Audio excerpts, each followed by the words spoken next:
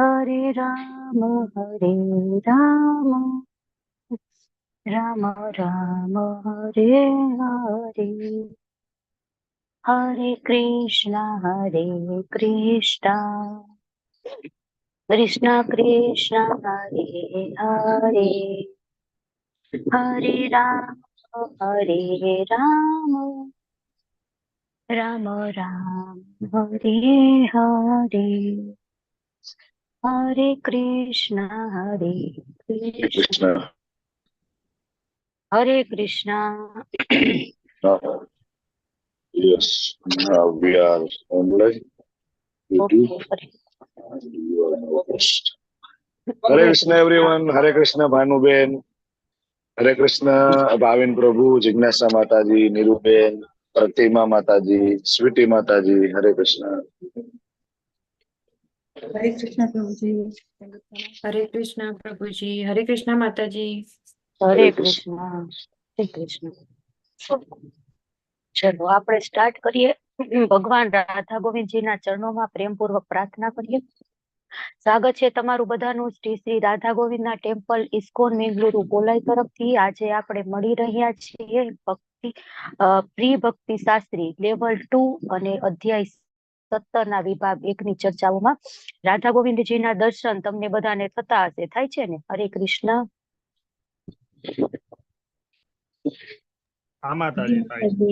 Okay, સરસ. ચલો રાધા ગોવિંદજીને પ્રાર્થના કરીએ પ્રેમપૂર્વક. શ્રીલ પ્રભુપાદજીને પ્રાર્થના કરીએ અને મંગલાચરણથી આજનું સેશન સ્ટાર્ટ કરીએ. ઓમ જ્ઞાનતિમિરાંધસ્ય જ્ઞાનાંજનશલાકયા ચક્ષુરુન્મીલિतं येन તસ્मै શ્રી ગુરુવે નમઃ. શ્રી ચૈતન્ય મનોભીષ્ટં સ્થાપિतं येन ભૂતલે સ્વયં રૂપः કદા મહ્યં દદાતિ સ્વપદાન્તિકम्. વંદેહમ શ્રી ગુરુ શ્રીયુતપદકમલમ શ્રી ગુરુન વૈષ્ણવાંશ્ચ શ્રી રૂપમ સાગ્રજાતમ સહગણ રઘુનાથાન્વિતમ તમ સજીવમ સાદ્વૈતમ સાવધૂતમ પરિજન સહિતમ કૃષ્ણ ચૈતન્ય દેવ શ્રી રાધા કૃષ્ણ પાદાન સગણ લલિતા શ્રી વિશાખાન્વિતાંશ. હે કૃષ્ણ કરુણા સિંધુ દીનબંધો જગતપતે ગોપેશ ગોપિકા કાંત રાધા કાંત નમસ્તુતે. તપ્ત કાંચન ગૌરાંગી રાધે વૃંદાવનેશ્વરી વૃષભાનુસુતે દેવી પ્રણમામિ હરિપ્રિયે. વાંછા કલ્પતરુભ્યસ્ય કૃપા સિંધુભ્ય એવ ચ પતિતાનાં પાવનેભ્યો વૈષ્ણવેભ્યો નમો નમઃ. નમો વિષ્ણુપાદાય કૃષ્ણપૃષ્ઠાય ભૂતલે ભક્તિ વેદાંત સ્વામિને નામિને. નમસ્તે સરસ્વતી દેવી ગૌરવાણી પ્રચારિણે નિર્વિશેષા શૂન્યવાદી પાશ્ચાત્ય દેશતારિણે. જય શ્રી કૃષ્ણ ચૈતન્ય પ્રભુ નિત્યાનંદ શ્રી અદ્વૈત ગદાધર શ્રીવાસાદિ ગૌર ભક્ત વૃંદ. હરે કૃષ્ણ કૃષ્ણ કૃષ્ણ હરે હરે, હરે રામ રામ રામ હરે હરે. હરે કૃષ્ણ. શ્રી શ્રી રાધા ગોવિંદ ભગવાન કી જય, ગોર નિતાય કી જય, શ્રીલ પ્રભુપાદ કી જય, ગુરુ મહારાજ કી જય, નામા નિષ્ઠા પ્રભુ કી જય, અનંત કોટી વૈષ્ણવ વૃંદ કી જય, ગ્રંથરાજ શ્રીમદ ભાગવતમ ભગવદ ગીતા કી જય. હરે કૃષ્ણ સર્વેને. हरे कृष्ण माता जी। હરે કૃષ્ણ. हरे कृष्ण माताजी, दंडवत प्रणाम। હરે કૃષ્ણ. દંડવત હરે પ્રણામ. ભાનુબેન માતાજી, મોહિની માતાજી, પ્રતિમા માતાજી, બેલા માતાજી, ભાવિન પ્રભુ, દીપલ માતાજી, જલ્પા માતાજી, જિજ્ઞાસા માતાજી, મોહિની માતાજી, નીતા માતાજી, નીરુ માતાજી, રતિલાલ ઠક્કર પ્રભુ, સચિન પ્રભુ, સેજલ માતાજી, સ્વભક્તિ શ્રીયા માતાજી, સ્વીટી માતાજી અને વિશાલ પ્રભુ. અને હજી પણ જે પાર્ટિસિપેટ જોડાઈ રહ્યા છે એ બધાને હરે કૃષ્ણ. हरे कृष्ण माता जी। હરે કૃષ્ણ. દંડવત પ્રણામ બધાને. હરે કૃષ્ણ. હરે કૃષ્ણ. હરે કૃષ્ણ. આપણે સ્ટાર્ટ કરીએ અધ્યાય 17. બરાબર? તો કાલે આપણે 16મો અધ્યાય સરસ મજાનો પૂર્ણ કર્યો. ભગવાન આપણને કહે છે કે દેવી ગુણો અને અસુરી ગુણો કયા છે. બરાબર? તો હવે એના આધારે દેવી ગુણો અને આસુરી ગુણો એના આધારે શ્રદ્ધાત્રય વિભાગો, શ્રદ્ધાના 3 વિભાગો. હવે આગળ ભગવાન આપણને ડિટેલમાં સમજાવે છે કે શ્રદ્ધા કેવી હોય છે. બરાબર? આપણે જોશું.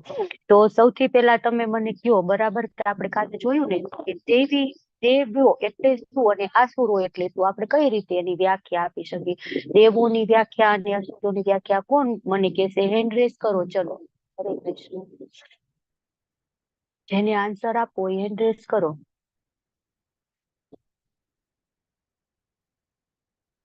કોઈ નહીં? હરે કૃષ્ણ. હેન્ડ રેઝ થતો નથી. ઓકે, મોહિની માતાજી બોલો. હરે કૃષ્ણ. દેવો એટલે શું, પેલા તમે એટલું કહો. ચલો. જે શાસ્ત્રો વિધિ પ્રમાણે કાર્ય કરતા રહે છે, શાસ્ત્રોક્ત વિધિ પ્રમાણે અને જીવન જીવે છે, એ દેવોમાં આવે છે. અને જે શાસ્ત્ર વિરુદ્ધનું કાર્ય કરી રહે છે અને એ પ્રમાણે જીવન જીવતા નથી, એ અસુરોમાં આવે છે. હરે હરે બોલ. કૃષ્ણ. ખૂબ સરસ. હરે કૃષ્ણ. આ 108 લખેલું છે એ માતાજી છે કે પ્રભુજી છે મને ખબર નથી. પ્લીઝ તમને આવડે ને તો એમાં પાર્ટિસિપેટમાં જઈ અને રીનેમ કરી નાખો તમારું, તો હું તમને નામથી બોલાવી શકીશ. ચલો, 108 લખ્યું છે, આન્સર આપો. હરે કૃષ્ણ. શું કહો છો તમે?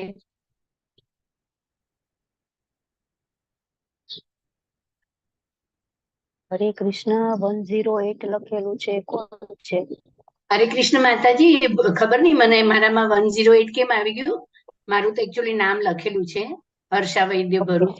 હા, પણ બસ બરાબર. દેવો એટલે જે શાસ્ત્ર, જે માતાજીએ કીધું એ પ્રમાણે શાસ્ત્રના નિયમો પ્રમાણે કાર્ય કરે અને જેની સાત્વિક વૃત્તિ હોય, અને આસુરો એટલે જે શાસ્ત્રના નિયમોની વિરુદ્ધનું કર્મ કરે છે અને જેની તામસિક વૃત્તિ હોય, એ અસુરો કહેવાય છે માતાજી. હરે હરે કૃષ્ણ. બોલ. ખૂબ સરસ. હરે કૃષ્ણ. હરે કૃષ્ણ. તો હરે આપણે કૃષ્ણ માતાજી. હરે કૃષ્ણ. દંડવત પ્રણામ. બોલો, આન્સર આપવો છે તમારે. ઓકે, ચલો. તો હવે આપણે અહીંયા શ્રદ્ધાત્રય વિભાગ, યોગ શ્રદ્ધાના જે 3 વિભાગ ભગવદ્ ગીતામાં ભગવાન શ્રી કૃષ્ણએ કીધા છે એના વિશે ચર્ચા કરીશું. તો આજે આપણે 17મો અધ્યાય છે એનું જોવાનું છે. પણ 16મા અધ્યાયનું આપણે એક વખત ક્વિક રિવિઝન કરી લઈએ કે 1 થી 6 શ્લોક છે એમાં દેવી ગુણો 26 પ્રકારના અને અસુરી ગુણો એનું વર્ણન ભગવાને આપણને, દેવી ગુણો છે એ વિસ્તારમાં આપણે જોયા અને આસુરી ગુણો છે એ શોર્ટમાં. પછી ડિટેલમાં ભગવાન આસુરી માણસો હોય, જે આસુરી ગુણોમાં કર્મ થતા હોય, આસુરી ગુણવાળા, તમો ગુણવાળા હોય, તો એ બધાનો સ્વભાવ કેવો હોય છે એના વિશે આપણે ચર્ચા કરી. અને એ બધામાંથી આપણે પરે થઈ અને ભગવાનના ધામ એમાં જવાનું છે, ઉન્નત ગતિ આપણે કરવાની છે, એના વિશે આપણે 16મા અધ્યાયમાં વાત કરી. હવે 17મો અધ્યાય છે એમાં 28 શ્લોક છે અને એનું આ 6 વિભાગોમાં ડિવાઈડ કરેલો છે. તો આપણે એક એક શ્લોક છે એ જોઈએ. પેલા જોઈએ કે 16મો અધ્યાય છે એમાં કેવી રીતે દિવ્ય ગુણમાં કામ કરી. તો આ ભૌતિક વૃક્ષ છે, આપણે 15મા અધ્યાયમાં જોયું, બરાબર. એક આ જે ભૌતિક જગત છે એ ઊંધું વૃક્ષ છે. તો એ વૃક્ષની શાખાઓ છે એ અમુક ઉપર જાય છે, અમુક નીચે જાય છે, અમુક એવા કર્મ કરી તો એ મુક્તિ તરફ પ્રયાણ કરે છે. તો હવે 16મા અધ્યાયમાં આપણે એ પણ જોયું કે દેવી ગુણોના કારણે ઉપર ગતિ થાય ને આસુરી ગુણોના કારણે નીચે ગતિ થાય. એ આસુરી ગતિ વાળા માણસો છે એનો સ્વભાવ કેવો હોય છે. અને ભગવાન શ્રી કૃષ્ણ શું કહે છે કે શાસ્ત્રના વફાદાર અનુયાયીઓ છે શાસ્ત્ર પ્રમાણે કર્મ કરતા હોય. હમણાં માતાજી આપણને સમજાવ્યું કે શાસ્ત્રોમાં જે લખેલું છે, શાસ્ત્રના જે સિદ્ધાંતો છે એના પ્રમાણે પ્રવૃત્તિ શું છે, નિવૃત્તિ શું છે એ એમને ખબર છે. તો એવા માણસો છે એ દેવો કહેવાય. અને જે શ્રદ્ધાહીન છે, જેને શાસ્ત્રમાં શ્રદ્ધા નથી, એમ કે આ શાસ્ત્રો તો બધા મિથ છે, બરાબર. હવે કોને ખબર ભગવદ્ ગીતા કોને લખી છે? તમે તો ખોટું ગયો, તમે જોવા ગયા હતા કૃષ્ણ ભગવાને બોલીને ગણેશજીએ લખી, બરાબર. તો એ બધા શું છે? આસુરો છે. તો પરંતુ મનુષ્ય કઈ કક્ષામાં બંધ બેસે છે, તો એ આપણને ખબર કઈ પડે, કઈ રીતના પડે, બરાબર. એક તો આપણે જોઈએ કે આપણામાં ગુણ કયા રહેલા છે, પછી બીજું કઈ રીતના ખબર પડે કે એની શ્રદ્ધા કેવી છે, બરાબર. કઈ જગ્યાએ શ્રદ્ધા છે. જો અમુક લોકો કેવી હોય, વૃક્ષમાં શ્રદ્ધા હોય છે, બરાબર. એ વૃક્ષને દેવતા માનતા હોય, આપણે જોઈએ ને અમુક પીપળાને માનતા હોય. પછી અમુક લોકો છે એ મામાદેવને માનતા હોય, અમુક લોકો પીર હોય ત્યાં જતા હોય. તો એની વિશે ડિટેલમાં ભગવાન અહીંયા આપણને ચર્ચા કરવાના છે કે આવી શ્રદ્ધા વાળા માણસો હોય ને તો એ કઈ એની શ્રદ્ધા કહેવાય. અર્જુનજી પૂછશે શરૂઆતમાં ક્વેશ્ચન અને ભગવાન શ્રી કૃષ્ણ છે એનો જવાબ આપશે. તો આપણે પહેલો વિભાગ એનો છે એની શરૂઆત કરીએ. તો એમાં શ્રદ્ધા વિશે છે, શ્રદ્ધાના 3 પ્રકાર, બરાબર. એ 3 પ્રકારની શ્રદ્ધાનો આપણે પાઠ કરીએ. તો અર્જુન ઉવાચ, અર્જુન છે એ ભગવાનને પૂછે છે, યે શાસ્ત્ર વિધિમ ઉત્સૃજ્ય યજન્તે શ્રદ્ધયાન્વિતા તેષામ નિષ્ઠા તુ કામ કૃષ્ણ સત્વમોહો રજસ્તમ. તો અર્જુન શું કહે છે કે હે કૃષ્ણ, જે લોકો શાસ્ત્રના નિયમોનું પાલન નહીં કરીને પોતાની કલ્પના પ્રમાણે પૂજા કરે છે, બરાબર. કઈ રીતે પૂજા કરે? શાસ્ત્રનો નિયમોનું પાલન ન કરે. હવે બધાએ છે ને પોતપોતાની રીતે પોતપોતાની શ્રદ્ધા છે એ ડેવલપ કરેલી હોય છે, પણ આપણી ભાવના કેવી હોવી જોઈએ? ભગવાનના આપણે દાસ છીએ, બરાબર. ભગવાન શ્રી કૃષ્ણ અલ્ટિમેટ એન્જોયર ભગવાન શ્રી કૃષ્ણ છે, એવી આપણી ભાવના હોવી જોઈએ. પણ અમુક લોકો છે ને એને મનગઢત શ્રદ્ધા એની હોય. આપણે તિલક કરી, કંઠી માળા પહેરીને આપણે જઈએ ને એટલે એમ કે તમે હરે કૃષ્ણમાં માનો છો? તો કે હા, અમે તો હરે કૃષ્ણમાં માની. તો કે અમારા ઘરે પણ લાલો છે હો. તો આપણે એમ થાય વાહ, ખૂબ સરસ, વૈષ્ણવ છે. તો આપણે પૂછીએ કે લાલા છે તો સેવા પૂજા કરતા હશો ને? તો સેવા પૂજા એવું તો કઈ ન આવે. તો આપણે એમ કહીએ તમે ભોગ લગાડતા હશો ને? ના, ભોગ એવું કઈ ન આવે અમારે. તો કે બસ અમારે તો મનથી ભક્તિ કરવાની. તો મનથી કઈ રીતના ભક્તિ કરવાની? તો તમે ડુંગળી લસણ તો નહીં ખાતા હોય ને? તો કે ના, એ તો અમે ખાઈ. હવે એવું ક્યાં લખેલું ડુંગળી લસણ નહીં ખાતા? અરે હમણાં આ જ અધ્યાયમાં ભગવાન કહે છે આપણને શું ખાવું જોઈએ, શું ન ખાવું જોઈએ, બરાબર. તો મનગઢત નિયમો બનાવેલા હોય પોતાની, જે શાસ્ત્રમાં એકચુઅલ લખેલા છે એ નિયમનું પાલન નથી કરતા, પણ પોતાની કલ્પના પ્રમાણે પૂજા કરે છે, પોતાની કલ્પના પ્રમાણે ભગવાનને ભજે છે. તો અર્જુનજી કહે છે કે તેમની સ્થિતિ કઈ છે? કે તેઓ સત્વગુણી છે, રજોગુણી છે કે તમોગુણી છે? કઈ ગુણમાં કાર્ય કરે છે? તો અર્જુનજી પૂછે છે કે આવા લોકો છે એ સત્વગુણી, આપણે જોયું ને સત્વગુણમાં હોય તો એની ગતિ કેવી થાય? તો કે એ ઉચ્ચ ગ્રહોને પામે, બરાબર. ઉચ્ચ લોકમાં એની ગતિ થાય. રજોગુણી હોય તો એ અહીંયા ને અહીંયા જ રહે, અને તમોગુણમાં કાર્ય કરતા હોય, તમોગુણી વૃત્તિ હોય તો એ લોકો નીચે આપણા છે લોકો એને પામતા હોય છે. તો અર્જુનજીને કન્ફ્યુઝન થાય છે, ભગવાન તમે કહી તો દીધું કે આવા ગુણ, આવા કર્મ કરે, આવા જે ગુણમાં કર્મ થાય તો એ સત્વગુણી કહેવાય, આવા કર્મ હોય તો તમોગુણી. પણ આવા લોકો છે એ કઈ રીતના, કયા ગુણમાં હોય? તમે શું કહો છો? તો ભગવાન છે આપણને 3 શ્રદ્ધાના 3 વિભાગ, બરાબર. જો જેટલા બધા છે ને એમાં 3 જ પ્રકાર આવશે, સત્વગુણ, રજોગુણ અને તમોગુણ, બરાબર. એ 3 અલગ અલગ હોય. તો આપણે એ યાદ રાખવાનું સરળ કે જેટલા પ્રકાર આવશે ને બધાના 3 જ પ્રકાર, સત્વગુણ, રજોગુણ ને તમોગુણ. હવે બધી જેટલા યજ્ઞના પ્રકાર આવશે, શ્રદ્ધાના, સુખના, બરાબર, કેટલાય ત્યાગના, કેટલા બધા પ્રકાર આવશે, પણ એ બધાના પ્રકાર 3 જ, સત્વગુણ, રજોગુણ અને તમોગુણ. એટલે ભગવાન હવે ડિટેલમાં સમજાવે છે કઈ શ્રદ્ધા કઈ છે. તો હવે ભગવાન શું કે છે? પૂર્ણ પુરુષોત્તમ પરમેશ્વર કહ્યું, શ્રી ભગવાન વાચ, ત્રિવિધા ભવતી શ્રદ્ધા દેહી નામ સ્વભાવજા સાત્વિકી રાજસી જૈવ તામસી ચેતિતા શુણુ. ભગવાન હવે શું કે છે? દેહધારી જીવો દ્વારા પ્રાપ્ત કરેલા પ્રકૃતિના ગુણો પ્રમાણે તેની શ્રદ્ધા 3 પ્રકારની હોય છે. પ્રકૃતિના 3 ગુણો કયા છે? સત્વગુણ, રજગુણ અને તમોગુણ. તો એ 3 ગુણોના આધારે એની શ્રદ્ધા 3 પ્રકારની હોય છે. તો શ્રદ્ધા પણ કેટલા પ્રકારની? 3 પ્રકારની. કયા કયા? સત્વગુણી, રજોગુણી અને તમોગુણી, બરાબર. ઘણા લોકો કે શાસ્ત્રોનો અમને ખબર છે, બરાબર, ડિટેલમાં અમને બધી જ ખબર છે શાસ્ત્રની, પણ અમને આળસ થાય છે, અમને પ્રમાદ થાય છે આ બધું કરવામાં. આપણે એમ કહીએ ને કે ભગવાનને ભોગ લગાડવો જોઈએ, આમ કરવું જોઈએ, તેમ કરવું જોઈએ. હવે એવું બધું કોણ કરે? ક્યાં એટલો બધો ટાઈમ છે? એવો બધો કંટાળો આવે. આપણે કહીએ ને ડુંગળી લસણ વગરનો ભગવાનને લગાડવો જોઈએ ભોગ, તો કે ના આવે. એવું કોણ અલગ બનાવે હવે ભગવાન માટે? આપણે જે બનાવતા હોય ને એમાંથી લગાડી દેવાનું, અથવા તો દૂધ ધરાઈ દેવાનું, અથવા પાણી અર્પણ કરી દેવાનું, સૌથી બેસ્ટ, બરાબર. એમાં કઈ ડુંગળી લસણ આવે છે?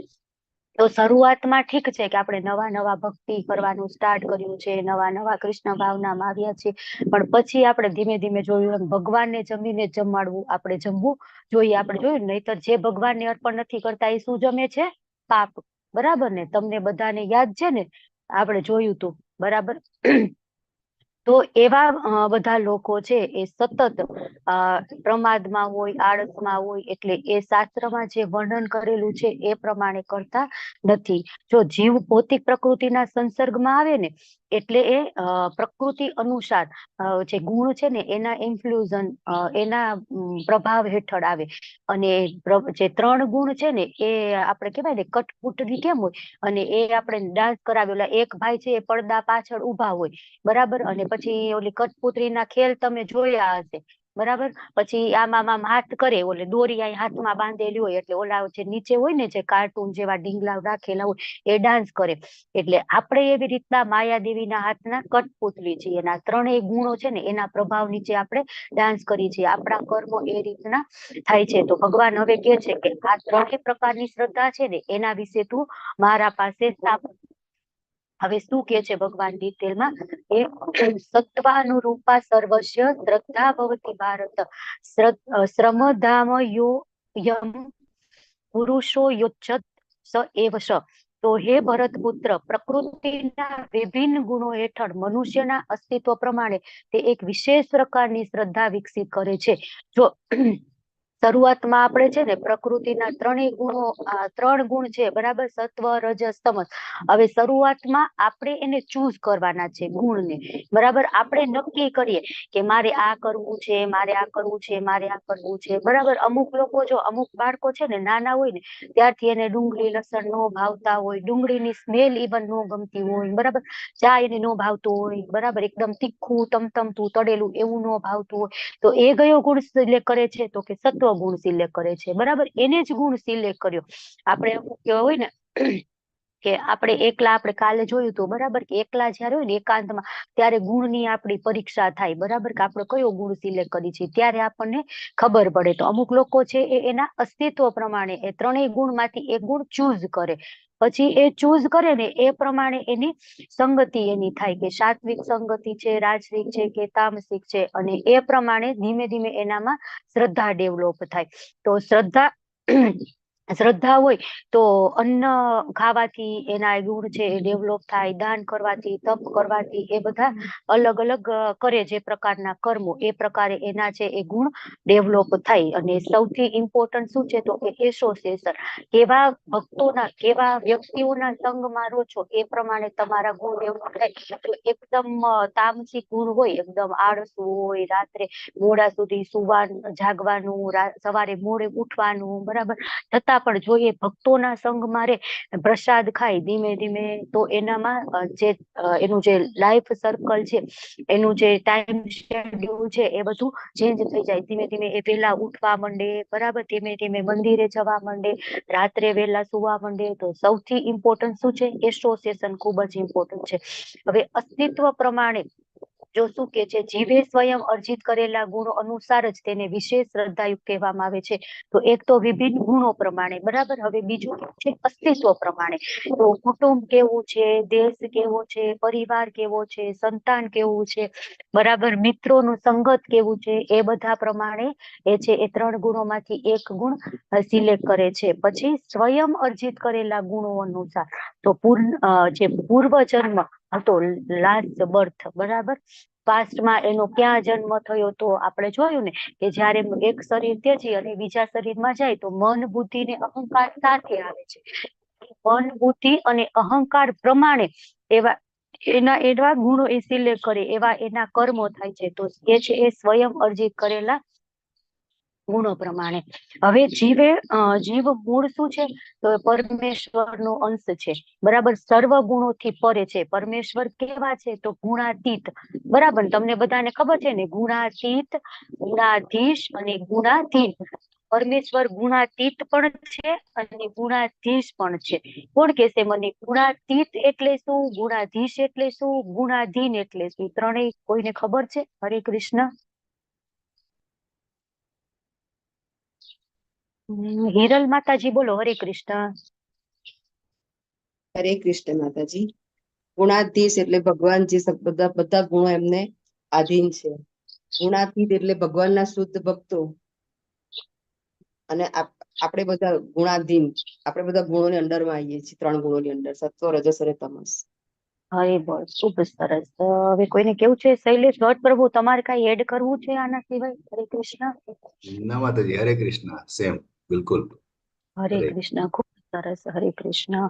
તો જીવો કેવા છે? ભગવાનના અંશ છે, બરાબર, અને ગુણાધીન છે, ગુણોને આધીન છીએ આપણે બધા, બરાબર. હવે આપણે કેવું હોય કે કૃષ્ણ ભેગા જ રહેતા હતા આપણે ભગવાનના ધામમાં, બરાબર, પણ અમુક સમય આપણે જોયું ને ભગવાનની ઈર્ષા કરી, આપણે ભૂલી ગયા ભગવાન, એટલે આપણે માયાદેવીના પકડમાં આવી ગયા, અને માયાદેવીના જે 3 ગુણ છે એના હાથમાં આપણે કામ થાય છે. તો હવે આપણે ફરીથી ભગવાન સાથે સંબંધ એસ્ટાબ્લિશ કરશું, ભગવાન કોણ છે એ આપણે જાણશું, બરાબર. ભગવદ ગીતાનો સહારો લઈ ભગવાને શું કીધું છે કે અહમ બીજ પિતા, હું તમારો પિતા છું, બરાબર. તો આપણે ફરીથી ભગવાન સાથે સંબંધ એસ્ટાબ્લિશ કરશું, અને જે આ માયાદેવીના પ્રભાવ નીચે છે ને એ માયાદેવીના જે ઇન્ફ્લુઅન્સ માંથી બહાર નીકળશું, ને એ કઈ રીતના થશે? કર્મ કરશું, તો હરે કૃષ્ણ મહામંત્રનો જપ કરશું, ભગવાનને ભોગ લગાડીને જમશું, બરાબર, મંદિરે જશું, ભગવાનની સેવા પૂજા કરશું, તો ધીમે ધીમે આપણે ભગવાન સાથે જે સંબંધ આપણો ભૂલાઈ ગયો છે એ સંબંધ ફરીથી એસ્ટાબ્લિશ કરશું, અને ભગવાનના ધામમાં જવા માટે યોગ્ય બનશું. ભગવાન આપણને આ જે આધારે આટલા બધા છે કે વિભિન્ન ગુણો, પછી મનુષ્યનું અસ્તિત્વ, શ્રદ્ધા, સ્વયં અર્જિત કરેલ ગુણો, એના આધારે વિશેષ પ્રકારની શ્રદ્ધા છે. તો એ કઈ શ્રદ્ધા છે? 3 પ્રકારની શ્રદ્ધા. હવે ડિટેલમાં ભગવાન આપણને 3 પ્રકારની શ્રદ્ધા કહે છે. તો શું કહે છે કે કોની પૂજા કરો છો તમે, એના ઉપરથી આપણને ખબર પડે કે આપણી શ્રદ્ધા કઈ પ્રકારની છે. તો ભગવાન કહે છે કે સત્વગુણી મનુષ્ય છે એ દેવોની પૂજા કરે છે.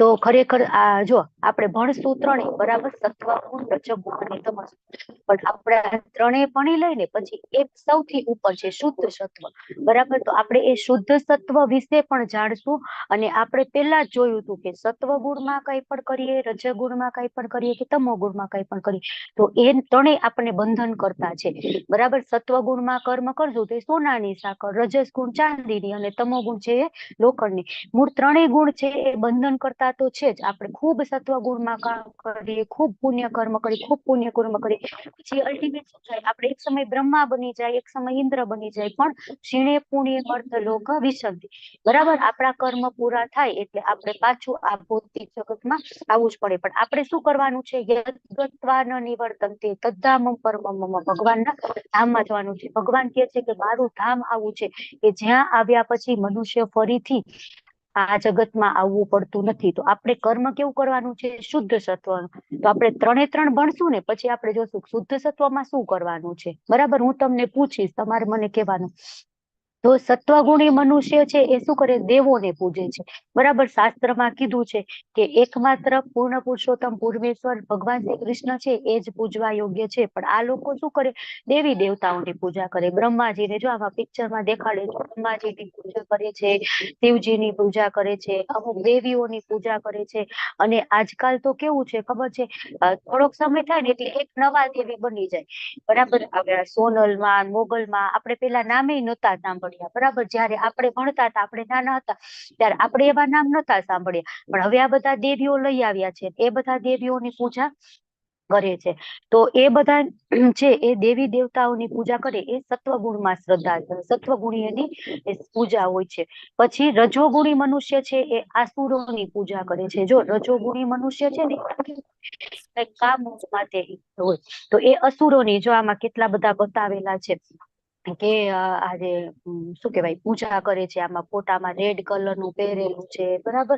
લાઈક હિટલર, કેટલાય લોકો છે હિટલરની પૂજા કરતા હોય, બરાબર. તો એ બધા છે એ અસુરોની પૂજા કરે. અને તમોગુણી લોકો છે એ ભૂત પ્રેતની પૂજા કરે, કે આ કાળી ચૌદશ હોય ત્યારે સ્મશાનમાં જાય ને અઘોરી હોય, ખોપડી જ આપે, લોહી આપે, કેટલા બધા એવા તાંત્રિકો પૂજા કરતા હોય છે ને. તો એ બધાની પૂજા કેવી છે? તો કે એ ગુણ છે એ તમોગુણી, ઘોર તમોગુણી પૂજા છે. અને આપણે છે આપણે દેવી દેવતાઓની પૂજા કરીને તો પણ એની પાછળ એકાદો સ્વાર્થ રહેલો છે. આપણે એમને નિસ્વાર્થ પૂજા નથી હોતી. કઈક આપણે છે ને કેટલાય લોકો અત્યારે હોય પૂનમ ભરવા જતા હોય, બરાબર. ચોટીલા જશે, પાવાગઢ જશે, દ્વારકા જશે, બરાબર. પૂનમ ભરવા જાય પછી એની પાછળ શું હોય? ભગવાન મારો બિઝનેસ સારો ચાલે, મને સારા માર્ક્સ મળે, મને સારી પત્ની મળે, બરાબર. એવા જ એમના એમ રહેલા હોય, હેતુ હોય, સ્વાર્થ રહેલા હોય. નિસ્વાર્થ ભાવે પૂજા ન કરતા હોય. અને તમોગુણી લોકો ભૂત પ્રેતની પૂજા કરે તો એમને કઈક સિદ્ધિ મેળવવી હોય, એ આત્માને બોલાવે, પછી આત્મા પાસેથી કઈક કામ કરાવે, બરાબર. એ રીતના એવા છે એ લોકો પૂજા કરતા હોય છે. તો આ ત્રણ પ્રકારની શ્રદ્ધા છે, સત્વગુણી, રજોગુણી અને તમોગુણી. હવે આગળ આપણે જોઈએ. હવે અસુરો કોને કહેવાય? ભગવાન આપણને ડિટેલમાં કહે છે. શું કહે છે? અસુરો કોને કહેવાય? તો કે જે લોકો દંભ અને અહંકારને તાબે થઈ અને શાસ્ત્ર વિરુદ્ધ કઠોર તપ અને વ્રત કરે છે. જો દંભ એટલે શું? અહંકાર, બરાબર. હું કઈક છું, હું જ આ કરી શકું, બીજા કોઈ કરી શકે નહીં. અહંકાર, ઘમંડ એકદમ. તો એના તાબે થઈ, એના નીચે શું કરે? શાસ્ત્ર વિરુદ્ધ કઠોર તપ અને કઠોર વ્રત કરે. જો આમાં ફોટામાં આપણને બતાવેલું છે. આ પેલામાં એક છે પ્રભુજી, અને આખું માથું અંદર જમીનમાં નાખી દીધું છે અને પગ ઉપર. હવે આવા તપ કરવાની ક્યાં વાત આવે? બરાબર. બીજો એક ફોટો છે કે જે ગરુડ ઉપર આવે છે. ગરુડ નથી, આઈ થિંક હંસ છે, બરાબર. અને એક આમ ઢગલામાં એક છે. કોણ છે એ? હરે કૃષ્ણ, ખબર છે તમને?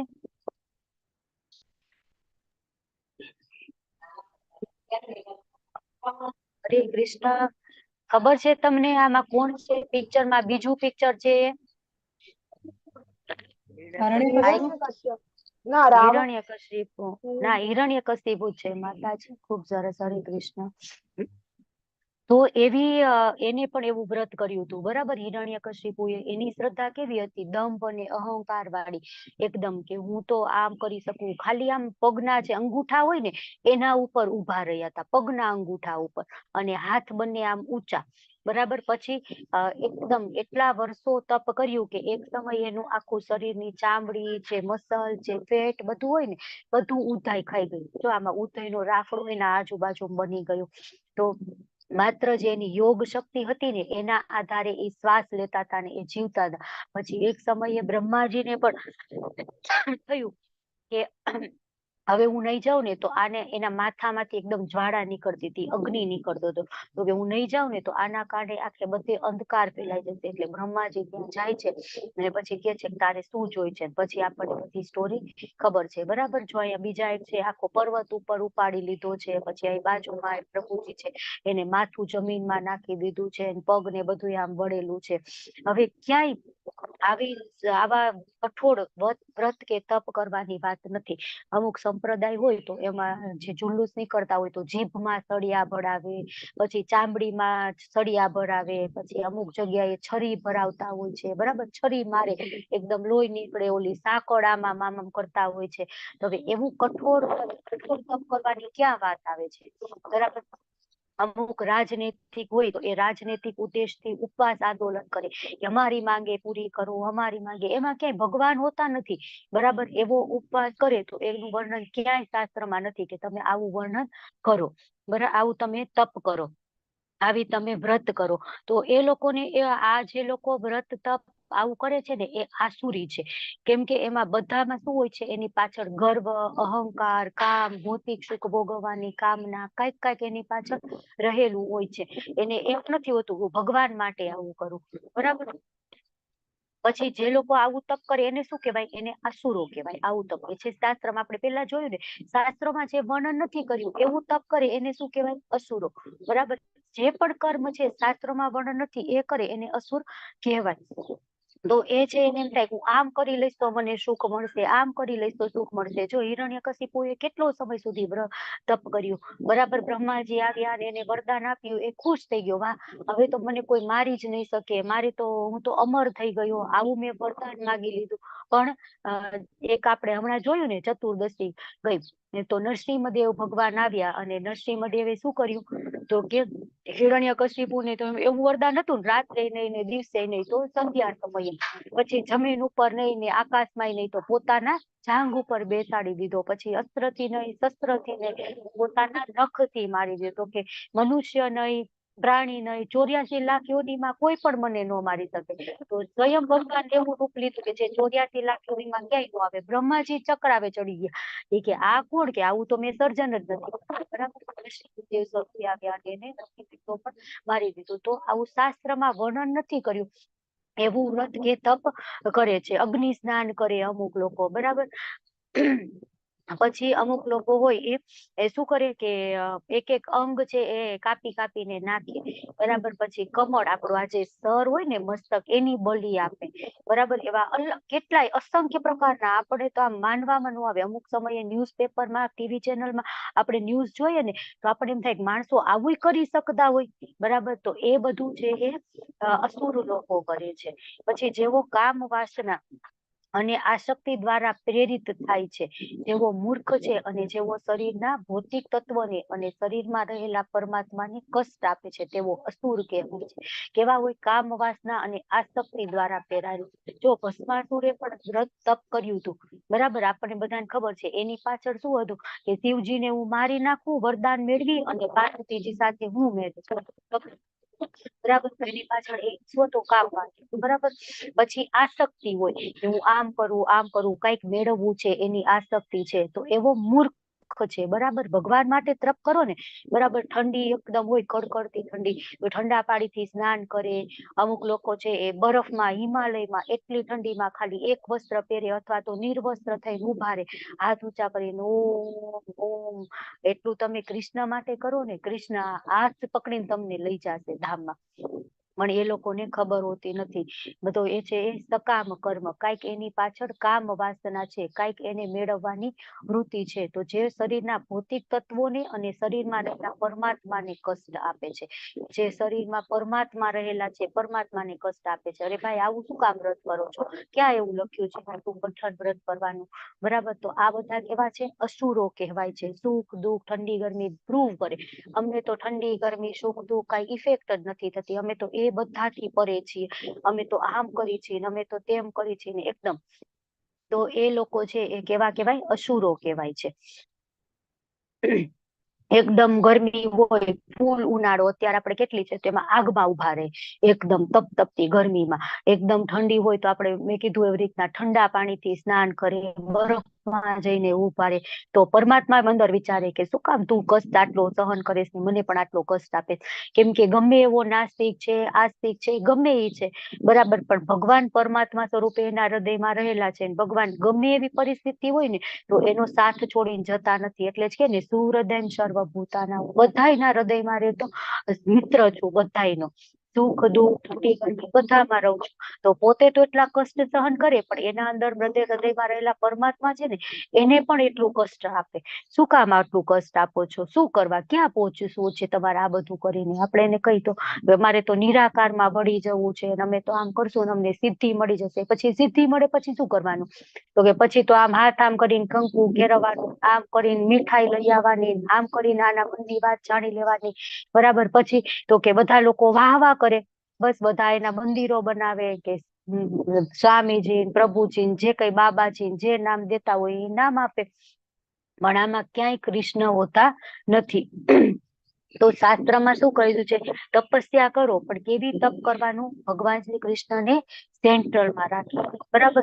ભગવાન શ્રી કૃષ્ણને સેન્ટરમાં રાખીને કઈ રીતના તપ થાય? એકાદશી કરો. ભગવાને કીધું છે ને કે મારી પ્રિય તિથિ છે, માધવ તિથિ નામ છે એકાદશી, બરાબર. એકાદશી નિર્જળા કરો, તમને બહુ એવું છે તો સજળા કરો, સજળા નથી થતી. સફળા કરો, સફળા નથી થતી. સજળા, બધું ખાઈને કરો, બરાબર. પણ એકાદશી કરો. જપ કરો, તો જપ કરવાનું કઈ ના, એમાં અમને મન ન લાગે, અમે તો સ્વાહા સ્વાહા વાળું હવન કરીએ. પણ ભગવાને કીધું યજ્ઞ નામ જપ યજ્ઞોસ્મી, જપ યજ્ઞ કરવાનો છે. કળયુગનો યુગ ધર્મ જ નથી યજ્ઞ, તમે કરી જ નહીં શકો. આપણે જોયું 16મા અધ્યાયમાં, બરાબર. યજ્ઞ કરવા માટે કેટલી બધી વસ્તુ જોઈ, જે આપણે કાંઈ પણ અવેલેબલ હોતી નથી, પણ તો પણ એ લોકો નથી કરવું. કેમ નથી કરવું? તો કે હજી એ બધા એટલી સુકૃતિ નથી. જો આપણને એમ થાય ને કે આપણે આમ કરવું છે, આપણે કૃષ્ણની સેવા કરવી છે, પણ આપણે તો જ સેવા ભગવાનની કરી શકીએ જો ભગવાન આપણને સિલેક્ટ કરે. આપણે ભગવાનને સિલેક્ટ નથી કરતા, કૃષ્ણ આપણને સિલેક્ટ કરે છે, બરાબર. તો જ આપણે જપ કરી શકીએ, તો જ આપણે હરે કૃષ્ણ એક વખત બોલી શકીએ, જો કૃષ્ણની ઈચ્છા હોય. જો કૃષ્ણની ઈચ્છા ન હોય તો આપણે એક વખત હરે કૃષ્ણ પણ ન બોલી શકીએ, બરાબર. પછી ભોગ લગાડો ભગવાનને, ભોગ લગાડીને ખાવ, બરાબર. આ તો લોકોને હોટેલનું ફૂડ ખાવું છે કે તીખું તમતમતું, એકદમ સડી ગયેલું, બરાબર, બદબૂ આવતું હોય એવી. અમુક તો જે ચાઇના ને એવી બધી કન્ટ્રી છે એમાં તો જીવતા પ્રાણીઓને ખાઈ જાય. વિચાર તો કરો, એમાં પેલું શું કહેવાય, ઓક્ટોપસ. ઓક્ટોપસ તો કેવો હોય, બરાબર. એ ઓક્ટોપસ ખાવો ને એ તો એ લોકો આર્ટ કે ઓક્ટોપસ ખાવો તો કોક ને જ આવડતું હોય, અને એમાં પણ એ લોકો ઓક્ટોપસ ખાવા જાય નો આવડે તો ત્યાં ઇન્સ્ટન્ટ મરી જાય. તો ઓક્ટોપસ એને ખાઈ જાય, બરાબર. એકદમ ઓક્ટોપસ ચોટી જાય ને જીભમાં તો નીકળી જ ન શકે પછી. તો ઓક્ટોપસ ને ખાવાની એક અલગ જ કળા હોય, પણ એ અસુરો લોકો હોય એને ઈ શીખવું હોય છે. પણ અરે ભગવાનના સરસ મજાના 56 ભોગ છે એ ખાવ ને, બરાબર. તો આવા આપણે એકેય પ્રકારના કર્મ કરવા નથી. જે આપણે સત્વગુણ, રજોગુણ, તમોગુણ ત્રણેય પ્રકારની શ્રદ્ધા જોઈ ને, તો એ સિવાયની અન્ય એક શબ્દ આપણે જોઈ કે શુદ્ધ સત્વ, બરાબર. શુદ્ધ સત્વ હોય દિવ્ય ગુણમાં, એમાં આપણે શ્રદ્ધા કરવાની. એ કેવી શ્રદ્ધા હોય તો કે કૃષ્ણ પૂર્ણ પુરુષોત્તમ પરમેશ્વર છે અને હું એમનો દાસ છું, હું એમની દાસી છું, અને ભગવાનને અર્પણ કરીને બધું ખાવાનું, જે પણ કર્મ મારાથી થાય એ બધા કર્મ છે એ કૃષ્ણને સેન્ટરમાં રાખી અને કરવાના. તો આ પ્રકારના આપણે કર્મ કરી તો એ આપણી દિવ્ય શ્રદ્ધા થશે, શુદ્ધ સત્વમાં શ્રદ્ધા થશે. અને એ શુદ્ધ સત્વમાં જયારે કર્મ થશે, શુદ્ધ સત્વયુક્ત શ્રદ્ધા હશે, ત્યારે આપણે ભગવાનના ધામમાં જઈ શકશું. આપણે કર્મ કેવા કરવાના? ગમે એ કર્મ હોય ને આપણે કૃષ્ણને સેન્ટરમાં રાખી કરવાના, અને એવા કર્મ કરવાના કે જેનાથી આપણે ગોલોક વૃંદાવન ધામ જઈ શકીએ, બરાબર. તો ગોલોક વૃંદાવન ધામ જવું હોય તો આપણે શુદ્ધ સત્વગુણમાં આપણે, તમને લોકોને એમ થાય કે માતાજી સત્વગુણમાં શ્રદ્ધા, આપણે સત્વગુણમાં કર્મ કરીએ, આપણી શ્રદ્ધા સત્વગુણી હોય તો સારું કહેવાય ને. સત્વ અત્યારે તો આપણે સત્વ ઇઝ ધ બેસ્ટ, બરાબર. પણ એવું નથી. સત્વગુણમાં શ્રદ્ધા થશે તો પણ આપણે કીધું ને સત્વગુણ પણ આપણને બાંધે છે. તો આપણે એ પણ જોવું જોઈએ કે આપણે બંધન કરતા નહીં થવાનું. આપણે પુણ્ય કર્મો કરીએ ને અમુક, તો એ પુણ્ય કર્મ પણ આપણને બાંધે છે. એટલે આપણે જે કંઈ પણ કર્મ કરી એ કૃષ્ણને સેન્ટરમાં રાખીને કરશું, કૃષ્ણ માટે કરશું. તો પછી આપણે છે એ બંધન કરતા નહીં થાય, અને આપણે આ જગતમાંથી જે આપણી ઉન્નત ગતિ થશે અને ભગવાનના ધામમાં જશું. તો આપણે જોવાનું, આપણે કાંઈ પણ કર્મ કરીએ ને તો કે આ કયા ગુણમાં કર્મ થાય છે, આમાં અમારું શ્રદ્ધા કેવી છે, બરાબર. તો એ પ્રમાણે આપણે કર્મ કરવાના. હવે આગળ ભગવાન શું કે છે? ભગવાન છે ને આપણને ફૂડ, આહાર એકદમ ગ્રાઉન્ડ લેવલ ઉપર જઈ અને આપણને સમજાવે છે. શું સમજાવે છે ભગવાન આપણને? કે એકદમ ડિટેલ ભગવાન આપણા ડાયટિશિયન બને છે. ભગવાન આપણને શું જમવું જોઈએ, શું ન જમવું જોઈએ, કયા પ્રકારનું, કયા ગુણની અંદર ફૂડ આવે, બધું આપણને સમજાવે છે. શું કે છે? ભૌતિક પ્રકૃતિના 3 ગુણ અનુસાર દરેક વ્યક્તિ જે આહાર પસંદ કરે છે તે પણ 3 પ્રકારના હોય છે. જો હવે અન્નના પ્રકાર કેટલા હોય? 3 હોય. કયા હોય? હરે કૃષ્ણ, તમે બોલો ચલો, કયા હોય અન્નના પ્રકાર? સત્વગુણ, રજોગુણ ને તમોગુણ. હરી બોલ, ખૂબ સરસ. આપણે જોયું ને, ગમે એ હોય ને એના 3 જ પ્રકાર, સત્વગુણ, રજગુણ ને તમોગુણ. આપણે આવે ભણવા, આમાં અત્યારે હજી આવ્યો નથી અન્નના 3 પ્રકાર કયા છે, બરાબર. છતાં પણ મેં પહેલા પૂછી લીધું તમારું કેટલું ધ્યાન છે, તમને યાદ છે કે નથી, બરાબર. તો સત્વગુણ, રજગુણ અને તમોગુણ 3 પ્રકારના અન્ન હોય છે. હવે યજ્ઞ, તપ અને દાનમાં પણ આવું જ છે. તો યજ્ઞના પ્રકાર કેટલા? 3 પ્રકાર. કયા? હરે કૃષ્ણ, બોલો ચલો. સત્વગુણ, રજોગુણ ને તમોગુણ. બરાબર. સાત્વિક, રાજસિક ને તામસિક, અથવા સત્વગુણી યજ્ઞ, રજોગુણી યજ્ઞ ને તમોગુણી યજ્ઞ. પછી તપના 3 પ્રકાર. કયા તપના 3 પ્રકાર? સાત્વિક, રાજસિક ને તામસિક. પછી દાનના 3 પ્રકાર, સત્વગુણી, રજોગુણી ને તમોગુણી, બરાબર. એ ત્રણે બધાના અલગ અલગ 3 પ્રકાર આપણને. હવે ભગવાનની ત્રણેય આ બધાના 3 પ્રકાર વિશે આપણને કે છે. હવે આપણને આહાર વિશે કે છે. પેલા શું કીધું? આહાર પસંદ કરે છે, ભૌતિક પ્રકૃતિ. જો આપણને એમ થાય ને આપણે આહાર ખાય, આપણને ક્યારેક એવું થાય ખબર છે કે આ મારે ખાવું છે, આ ખાવું છે, તો જે ઈચ્છા થાય ને એ પણ આપણા 3 ગુણોને આધીન થાય. જેવા આપણા વિચારો છે, બરાબર, જેવા આપણા કર્મો છે, જેવું આપણું એસોસિએશન છે એ પ્રમાણે આપણને ખાવાની ઈચ્છા જાય.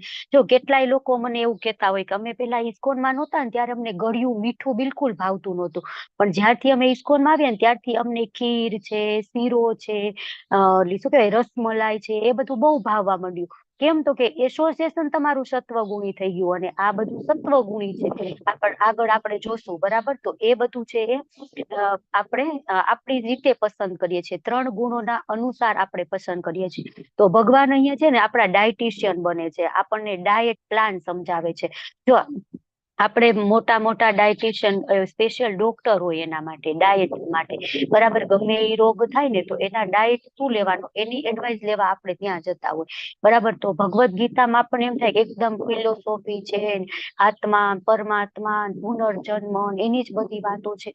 એવું નથી. ભગવાન એકદમ ગ્રાઉન્ડ લેવલ ઉપર જઈ અને આપણને ડાયટ આપણો સમજાવે છે કે તમારે આ જમવું જોઈએ, તમારે આ ન જમવું જોઈએ, બરાબર. તો આપણને 6થા અધ્યાયમાં ભગવાને કીધું હતું કે જે વ્યક્તિ ખૂબ જ વધારે ખાય છે કે ખૂબ જ ઓછું ખાય છે તો એ લોકો છે એ પણ યોગ કરી શકતા નથી, બરાબર. યમ નિયમ આસન પ્રાણાયામ આપણે જે જોયું ને તો એમાં હતું કે ખૂબ જ ઓછું પણ નહીં ખાવાનું, ખૂબ જ વધારે પણ નહીં ખાવાનું. તો એ યોગી માટે શ્રેષ્ઠ અવસ્થા છે, શ્રેષ્ઠ એના માટે છે, તમારે એવું ખાવું જોઈએ. પછી જે ઓછું સૂવે છે અથવા વધારે સૂવે છે તો એ પણ યોગી ન બની શકે. તો ભગવાન આપણને ત્યાં આપણને શું કરવું જોઈએ, શું ન કરવું જોઈએ એ આપણને સમજાવતું, બરાબર. યમ એટલે ડૂઝ, નિયમ એટલે ડોન્ટ્સ, બરાબર. શેનું પાલન કરવું, શેનું પાલન ન કરવું એ યમ નિયમમાં આવે. તો અહીં ભગવાન આપણને આહાર વિશે સમજાવે છે શું ખાવું જોઈએ, શું ન ખાવું જોઈએ. તો અન્ન પણ કેટલા પ્રકારના આપણે જોયું, સત્વ, રજસ અને તમ. હવે સેમ ભૌતિક ગુણ છે એના આધારે યજ્ઞ છે, તપ છે, દાન છે એ પણ છે. તો આપણને એમ થાય આપણે ભગવદ્ ગીતા વાંચી લીધી તો આપણે બધું ખબર પડી ગઈ.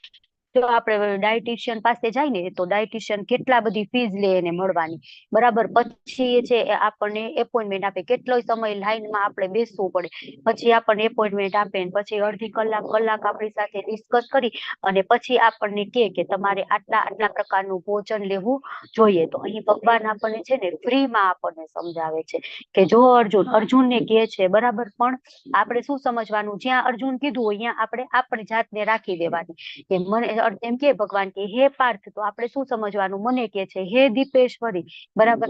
ધારો કે ભાવિન પ્રભુ છે તો ભાવિન પ્રભુ એમ કે હે ભાવિન પ્રભુ, કેવી રીતના ભગવાન એમને વાત કરે છે. ઝંખના માતાજી છે તો ભગવાન એમ કે છે કે હે ઝંખના માતાજી, બરાબર. એમ પોતાની જાતને અર્જુનની જગ્યાએ રાખી અને ભગવદ્ ગીતા સમજીએ ને ત્યારે આપણને ખબર પડે. તો ભગવાન આપણને ફ્રીમાં અહીંયા કહે છે કે કઈ પ્રકારનું ભોજન આપણે લેવું જોઈએ અને કઈ પ્રકારનું ભોજન આપણે ન લેવું જોઈએ. તો ભગવાન અહીંયા સમજદાર કે છે. સમજદાર કોણ માણસ છે, તો કે જે જાણે છે કે આ પ્રવૃત્તિના આધારે ભેદભાવ કરે છે, સત્વગુણી શું છે, રજગુણી શું છે, તમોગુણી શું છે, બધું જાણી લીધું, બરાબર. અને એના આધારે પછી એ ડિફરન્શિયલ કરી શકે છે કે આ તમોગુણી છે ને તો મારે આ ખોરાક ખાવો જોઈએ નહીં, આ સત્વગુણી છે તો આ મારે લેવું જોઈએ, આ સત્વગુણી યજ્ઞ છે, તપ છે, દાન છે તો એ મારે કરવું જોઈએ, બરાબર. અને એ કોણ કેવા કહેવાય, તો કે સમજદાર માણસ કહેવાય. હવે અજ્ઞાની માણસ કોણ કહેવાય, તો કે જે લોકો દરેક પ્રકારના ખોરાક ત્યાગ વગેરેને સમાન માને બધું. તો આપણે એને એમ કહી કે તમે તીખા તમતમતા ઓલા એકદમ આવે ને પાણીપુરી ખાતા હોય માતાજી, બરાબર. ખાવા જતા હોય પેલી રેકડી ઉપર, લારી ઉપર, પછી હજી તીખું બનાવો, હજી તીખું, બરાબર. તો એ શું છે, તમોગુણી છે. તો ખબર હોવી જોઈએ, બરાબર. આ તો જાણે છે બધું પણ એને ડિફરન્શિએટ કરતા નથી. જે ડે બાય ડે ની લાઈફમાં પ્રેક્ટિકલ એપ્લાય કરવાનું હોય ને તો એ કરી શકતા નથી. તો એ માણસો કેવા છે, અજ્ઞાની છે. તો ભગવાન અહીંયા સમજદાર અને અજ્ઞાની કોને કહેવાય ને એ પણ વારંવાર ભગવાન કહે છે ને. કાલ પણ કીધું હતું કે અલ્પ બુદ્ધિ વાળા માણસો છે જે મને પૂર્ણ પુરુષોત્તમ પરમેશ્વર નથી જાણી શકતા. એના આગલે દિવસે પણ કીધું હતું હું જ પરમ પુરુષોત્તમ પરમેશ્વર છું, જે નથી જાણતા એ અલ્પ બુદ્ધિ વાળા માણસો છે, બરાબર. પછી 10મા અધ્યાયમાં કીધું કે અહમ સર્વસ્ય પ્રભવો મત સર્વ પ્રવર્તતે ઇતિ મત્વા ભજન્તે મામ બુદ્ધા ભાવ સંબંધિતા. બુદ્ધિ વાળા માણસો છે જે મને જાણે છે. અમુક સમય શું કે અલ્પમતી, અબુદ્ધયા, બરાબર, મૂર્ખ, મૂઢા, બરાબર. ભગવાન ઘડી સર્ટિફિકેટ આપે કે આ માણસ છે, આ માણસ અસમજદાર છે, અજ્ઞાની છે. તો આપણે શું બનવાનું છે, આપણે ડિસાઈડ કરવાનું, આપણે સમજદાર બનવું છે, બુદ્ધિવાળા છે કે બુદ્ધિવાળા, અજ્ઞાની, મૂર્ખ બનવું છે, બરાબર. ભગવાન આપણને ડિટેલમાં સમજાવે છે, આહાર વિશે ડિટેલમાં સમજાવે છે. હવે શું કહે છે ભગવાન આહાર વિશે તો જોઈએ આપણે કે હવે જે અન્ન સત્વગુણી મનુષ્યને પ્રિય છે બરાબર. તો સત્વગુણી મનુષ્યને પ્રિય છે એવું તો કેવું હોય એ? તો કે આયુષ્ય વધારનારું. બરાબર. તો આયુષ્ય વધારનારું કયું છે? તો કે દૂધની બનાવટો છે, ચોખા છે, ઘઉં છે, ફળ છે, શાકભાજી છે, બરાબર, શેકેલા ધાન્ય છે, ગોળ છે. જો આમાં સરસ ફોટો આપેલો છે. જો આપણે ભણશું બધું સત્વગુણી, રજગુણી, તમોગુણી, પણ આપણે કરવાનું શું? શુદ્ધ સત્વમાં કર. બરાબર. શુદ્ધ સત્વ શું છે એ આપણે જાણવાનું. તો આયુષ્ય વધારનારો ખોરાક આપણે કીધો એ બધા આયુષ્ય વધારનારા ખોરાક છે. બરાબર. તો આપણે આ બધું ખોરાક લઈ અને આયુષ્ય વધે. બરાબર. તો વધારે લાંબુ આયુષ્ય જીવીને શું કરવાનું? તો કે ભોગ ભોગવવાના. કે ચલો મને તો 100 વર્ષનું લાંબુ આયુષ્ય છે, હું તો બીમાર જ નથી પડતા, હું તો આમ કરીશ, હું તો તેમ કરીશ, ઇન્દ્ર તૃપ્તિમાં વધારે પડી જાય. તો લાંબુ આયુષ્ય કરીને શું કરવાનું? તો કે લાંબુ આયુષ્ય કરી અને આપણે કૃષ્ણની સેવા કરવાની. વધારેમાં વધારે પ્રમાણમાં કૃષ્ણની સેવા કરવાની. જેટલું આપણું લાંબુ આયુષ્ય હોય તો એટલી વધારે આપણને ભગવાનની સેવા કરવા મળે. બરાબર. તો આપણે આપણો ગોલ એચીવ કરવાનો. હવે તમને બધાને ખબર છે આપણો ગોલ શું છે? હરે કૃષ્ણ. કોણ કહેશે મને આપણા જીવનનો ગોલ શું છે? હેન્ડ રેસ કરો. ચલો. મુકેશ પ્રભુ. હરે કૃષ્ણ. હરે કૃષ્ણ. મુકેશ પ્રભુ બોલો. આપણે ભગવાનની શુદ્ધ તત્વ પ્રાપ્ત કરીને ગૌલોક વૃંદાવનમાં સ્થાન પામવું એ આપણો ફાઇનલ ગોલ છે. હરે બોલ. ખૂબ સરસ. વીરબાહુ પ્રભુ. હરે કૃષ્ણ. એડ કરવું જ તમારે કઈ? બસ ભગવત પ્રાપ્તિ એ જ ખૂબ સરસ. તો ભગવત પ્રાપ્તિ, ભગવાનના ધામમાં જવું છે, ભગવાનની સેવા કરવી છે. બરાબર. એ આપણો ગોલ છે. તો આપણે આયુષ્ય વધારે મળે એની કામના શું કામ કરીએ છીએ?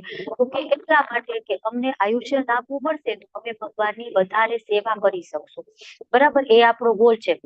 એવો ગોલ નથી વધારે આયુષ્ય તો વધારે પૈસા હું એકઠા કરીશ. બરાબર. વધારે હું કામ કરી શકીશ. વધારે હું છે એ ભગવાન, વધારે હું ઇન્દ્ર તૃપ્તિમાં પડી જઈશ. હરે કૃષ્ણ. શ્રીની માતાજી કઈ એડ કરવું છે તમારે? ઓકે. નથી. એ જ આન્સર માટે હેન્ડ રેઝ કરેલો છે. હરી બોલ. તો એ બધું છે એ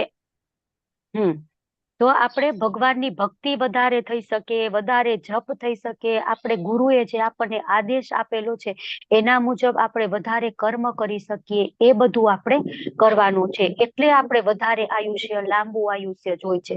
બરાબર. નહીં કે ભોગ ભોગવવા માટે. પછી બીજું કેવું હોય? શુદ્ધ જીવન શુદ્ધ કરનાર.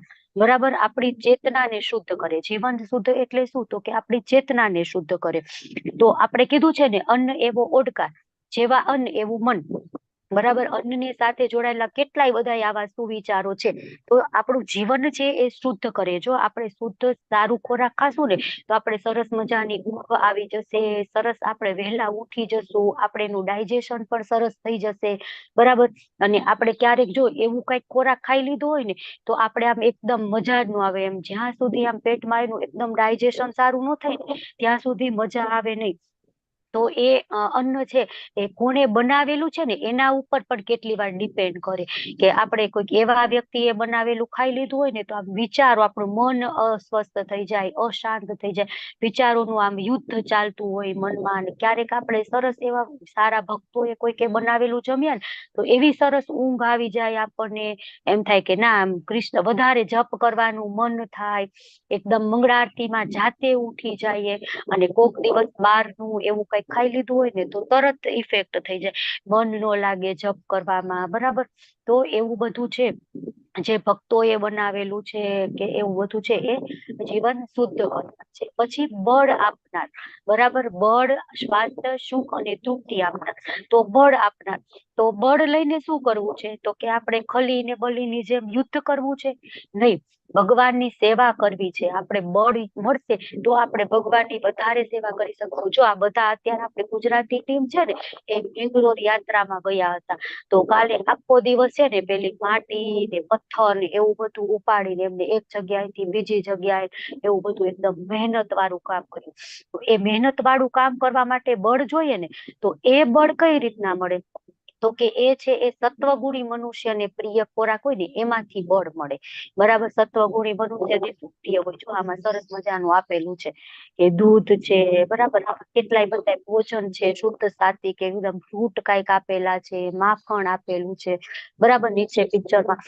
એ બધું ખોરાક ખાઈએ તો આપણને બળ મળે. તો એ બળ આપણે કૃષ્ણની સેવામાં, જો મંગળા આરતી આપણે જે લોકો પરફોર્મ કરતા હોય છે, કરતા હોય એમ, તો કેટલી વખત આમ કરવી પડે? ત્યાં સુધી એક હાથે આમ ટંકોરું વગાડવું પડે. તો આપણો હાથમાં જેટલું બળ નથી, ટંકોરી આટલી વાગતી જ નથી, તો થાકી જશું, થોડોક સમય થશે તો એના માટે પણ બળ જોશે, બરાબર. કેટલી વખત આપણે નિર્જળા એકાદશી કરીએ તો પડી જાય, ચક્કર આવી જાય, તો બળ હશે તો આપણે એવું નહીં થાય, બરાબર. અમે માતાજીએ 56 ભોગ બનાવવાના હોય, 56 ભોગ જ્યારથી બનાવવાનું સ્ટાર્ટ કરીએ ને ત્યાંથી બધાય 56 ભોગ બની બોલે, નામ જ ખાલી 56 હોય, પણ આપણે જયારે લઈએ ને ત્યારે 200, 100, 300, એમ કેટલી 400, 500 બની જાય. 56 નું નામ જ, બરાબર. એ બધું બનાવીએ ને ત્યાં સુધી, જ્યારથી બનાવવાનું ચાલુ કરીએ ને ત્યાંથી બધું બની જાય, ત્યાં સુધી એક બૂંદ પાણી પણ મોઢામાં નહીં નાખવાનું. ગમે એવી તડકો હોય, ગમે એવો હોય, ગરમી, બફારો, ગમે એવું હોય તો એ બધું કરવા માટે પણ બળ જોશે ને. તો એ બળ ક્યાંથી આવશે? આ બધું અન્ન લેશું ત્યાંથી બળ આવશે. તો એ બધું છે એ, તો અમુક લોકો એમ કે શું તમે વાત કરો છો કે આપણે તો બળ વધારવું હોય, બરાબર, ઓલા મસલ્સ મેન હોય તો મીટ તો ખાવું જ પડે ને. તો મીટ ખાવું પડે એમ કે, તો એ તો ખાય નહીં તો પ્રોટીન ક્યાંથી મળે? પ્રોટીન ન મળે તો બળ ન મળે, બરાબર. એ લોકોની એવી ફિલોસોફી હોય. તો આપણે હાથી હોય તો ક્યાં મીટ ખાવા જાય છે? તો હાથીમાં બળ નથી હોતું. પછી સાંઢ હોય, આખલા, બરાબર, તો એ ક્યાં મીટ ખાવા જાય છે? એ બધામાં બળ નથી હોતું, હોય છે ને, બરાબર. અને કેટલાય બધા એવા સેલિબ્રિટી છે, જોન અબ્રાહમ, બરાબર, એ ખાય છે મીટ, પ્યોર વેજીટેરિયન છે. પછી બીજા કેટલાય બધા સેલિબ્રિટી હોય છે, અમિતાભ બચ્ચન છે, શાહિદ કપૂર છે, બરાબર. મને બીજા કોઈના નામ નથી આવડતા. તો એ લોકો પણ પ્યોર વેજીટેરિયન છે. તો એ લોકોના મસલ્સ નથી, એ પણ માચો મેન છે, બરાબર. તો એ ક્યાંથી એમને બળ આવ્યું? ચણા ખાય છે, બરાબર. તો એ બધું કરી અને એ બધાને પણ બળ મળે છે. તો એવું જરૂરી નથી કે ચરબી ખાવી જ જોઈએ, બરાબર. આમાં આગળ કે છે ને સ્નિગ્ધ, એટલે એ લોકો એનો સ્નિગ્ધનો એવો કરતા હોય છે. તો પછી શું છે આગળ? સ્વાસ્થ્ય વધારનાર, બરાબર. સ્વાસ્થ્ય, હેલ્થ ખૂબ જરૂરી છે. જો ભગવાનની સેવા માટે, ભૌતિક આપણે જગતમાં પણ સારી રીતે આપણી ડ્યુટી છે, આપણી જોબ જે પણ કરતા હોય એ પરફોર્મ કરવા માટે આપણે સ્વાસ્થ્ય છે એ ખૂબ જ જરૂરી છે. તો ભગવાન અહીંયા છે આપણને કે છે. પછી સુખ આપનાર, તો શરીર સ્વસ્થ હોય તો આપણને મન પણ આપણું સારું હોય. આપણે શરીર જ બીમાર હોય તો આપણું મન પણ કેવું હોય? બીમાર હોય, બરાબર. જયારે આપણે હેલ્થી હોય એકદમ તો ભગવાનની સેવા સરસ રીતે કરી શકીએ. જયારે આપણે બીમાર કાંઈક હશું તો આપણે મંગળા આરતીમાં ઉઠાશે નહીં, બરાબર. ઉઠીએ તો પણ આમ સુસ્તી જેવું લાગે. ઓલા તો આપણે ફ્રેશ ફટાફટ નાઈ લઈ તૈયાર થઈ જાય, સરસ મજાની મંગળા આરતીના ભગવાનના દર્શન થાય, રાધા ગોવિંદજીના. ત્યાં તો આપણે અહીંયા ઉભા હોય, સરસ મજાના દર્શન આપણે કરીએ. તો એ આપણું સુખ છે. પણ સ્વાસ્થ્ય સારું હશે તો આપણે સુખ ભોગવી શકીએ. અલ્ટિમેટલી સુખ શું છે?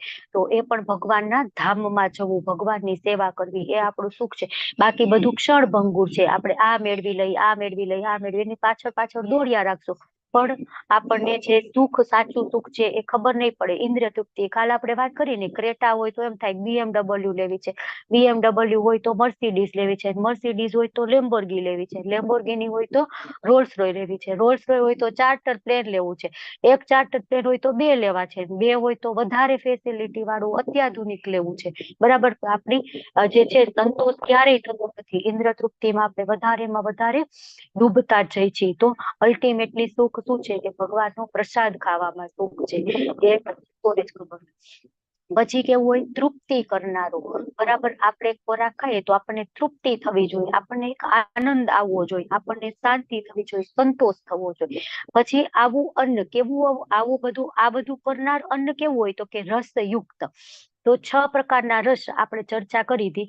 તો કોને ખબર છે 6 પ્રકારના રસ કયા કયા છે? હરે કૃષ્ણ.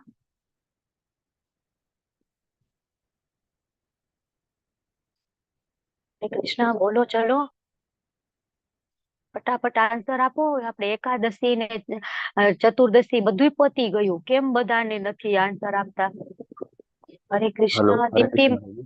હરે કૃષ્ણ, બોલો પ્રભુ. ખાટો, ખારો, તુરો, ગળ્યો, કડવો અને મધુર અમ્લ લવણ કટુ તીખો. તિક્ત કસાય. ખૂબ સરસ. તો મધુર અમ્લ લવણ કટુ તિક્ત કષાય. મધુર એટલે ગળ્યું, અમ્લ એટલે ખાટું, લવણ એટલે ખારું. મધુર અમ્લ લવણ, પછી કટુ એટલે તીખું, તિક્ત એટલે કડવું. જો એમાં અલગ અલગ છે. આપણને એમ થાય કટુ એટલે કડવું, પણ કટુ એટલે તીખું, તિક્ત એટલે કડવું અને કષાય એટલે તુરું. તો આ 6 પ્રકારના રસયુક્ત અન્ન છે એ આપણે લેવા જોઈએ. પછી સ્નિગ્ધ. તો જો કેટલાય લોકો સ્નિગ્ધ એટલે શું કરે, પશુ વધ કરી અને ચરબી. તો કે જો આમાં ભગવદ્ ગીતામાં જ કીધું છે સ્નિગ્ધ ખોરાક ખાવો જોઈએ, પણ સ્નિગ્ધ એ નથી. સ્નિગ્ધ ઘી સ્નિગ્ધ નથી, માખણ સ્નિગ્ધ નથી, મલાઈ સ્નિગ્ધ નથી, બરાબર. તો અહીંયા એ બધાની વાત થાય છે. એ બધું છે પનીર છે એ બધાની વાત થાય છે સ્નિગ્ધ.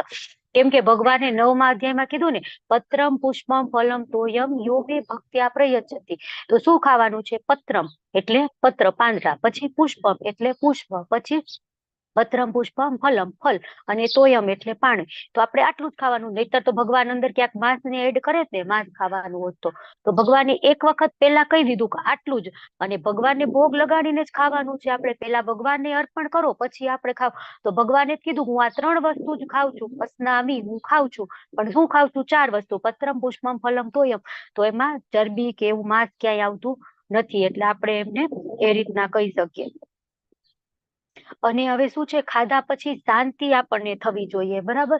આપણને હૃદયને ભાવે એવું પોષણ કરનારું. જો પોષણ કરનારું એટલે આપણને એનાથી પોષણ મળવું જોઈએ. આપણું શરીર છે એ પુષ્ટ થવું જોઈએ એકદમ. અમુક અત્યારે 0 ફિગર નો ટ્રેન્ડ બહુ છે, બરાબર. 0 ફિગર ની ઓલામાં કેટલાય બીમારી થઈ જાય અને કેટલાય લોકો એમાં મૃત્યુ પણ પામ્યા છે 0 ફિગર મેન્ટેન કરવા માટે.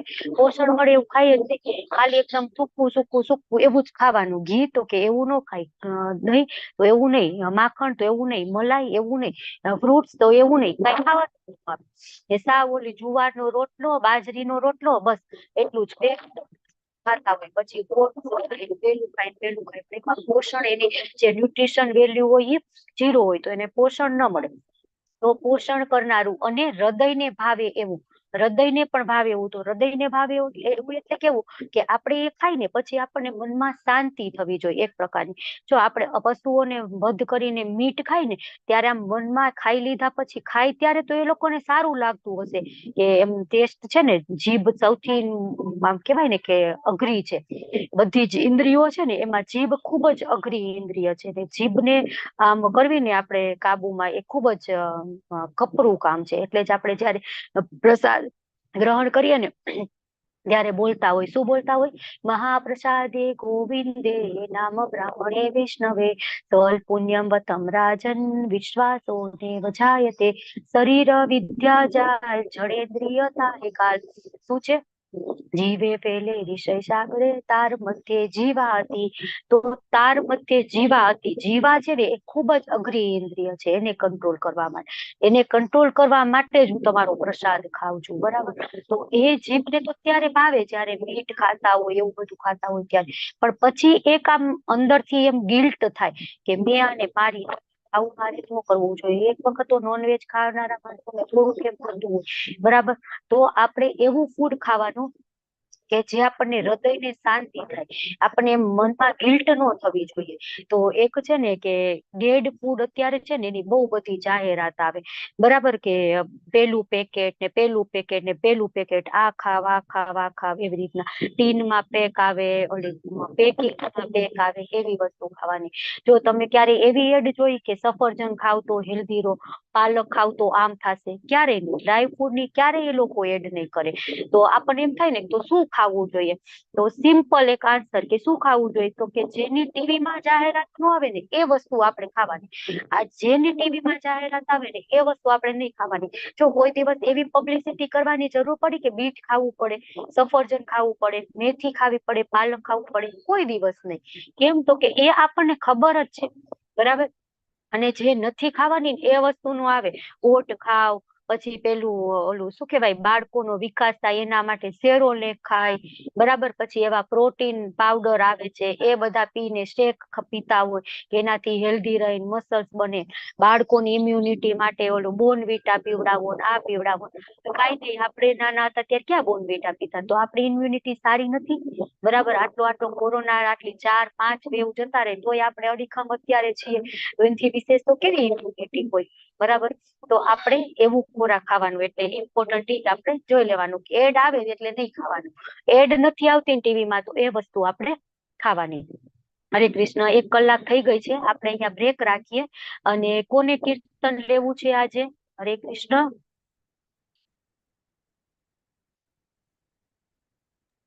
કોઈને હરે કીર્તન કૃષ્ણ નથી લેવું? માતાજી, હું લઈ હરે લઉં છું. કૃષ્ણ. હા, લઈ લો. ચલો, હરી બોલ. હું લઈ લઉં છું.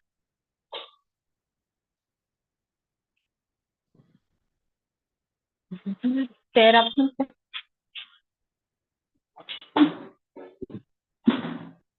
હરે કૃષ્ણ. સ્ટાર્ટ કરો માતાજી. હા માતાજી, કરું કરું.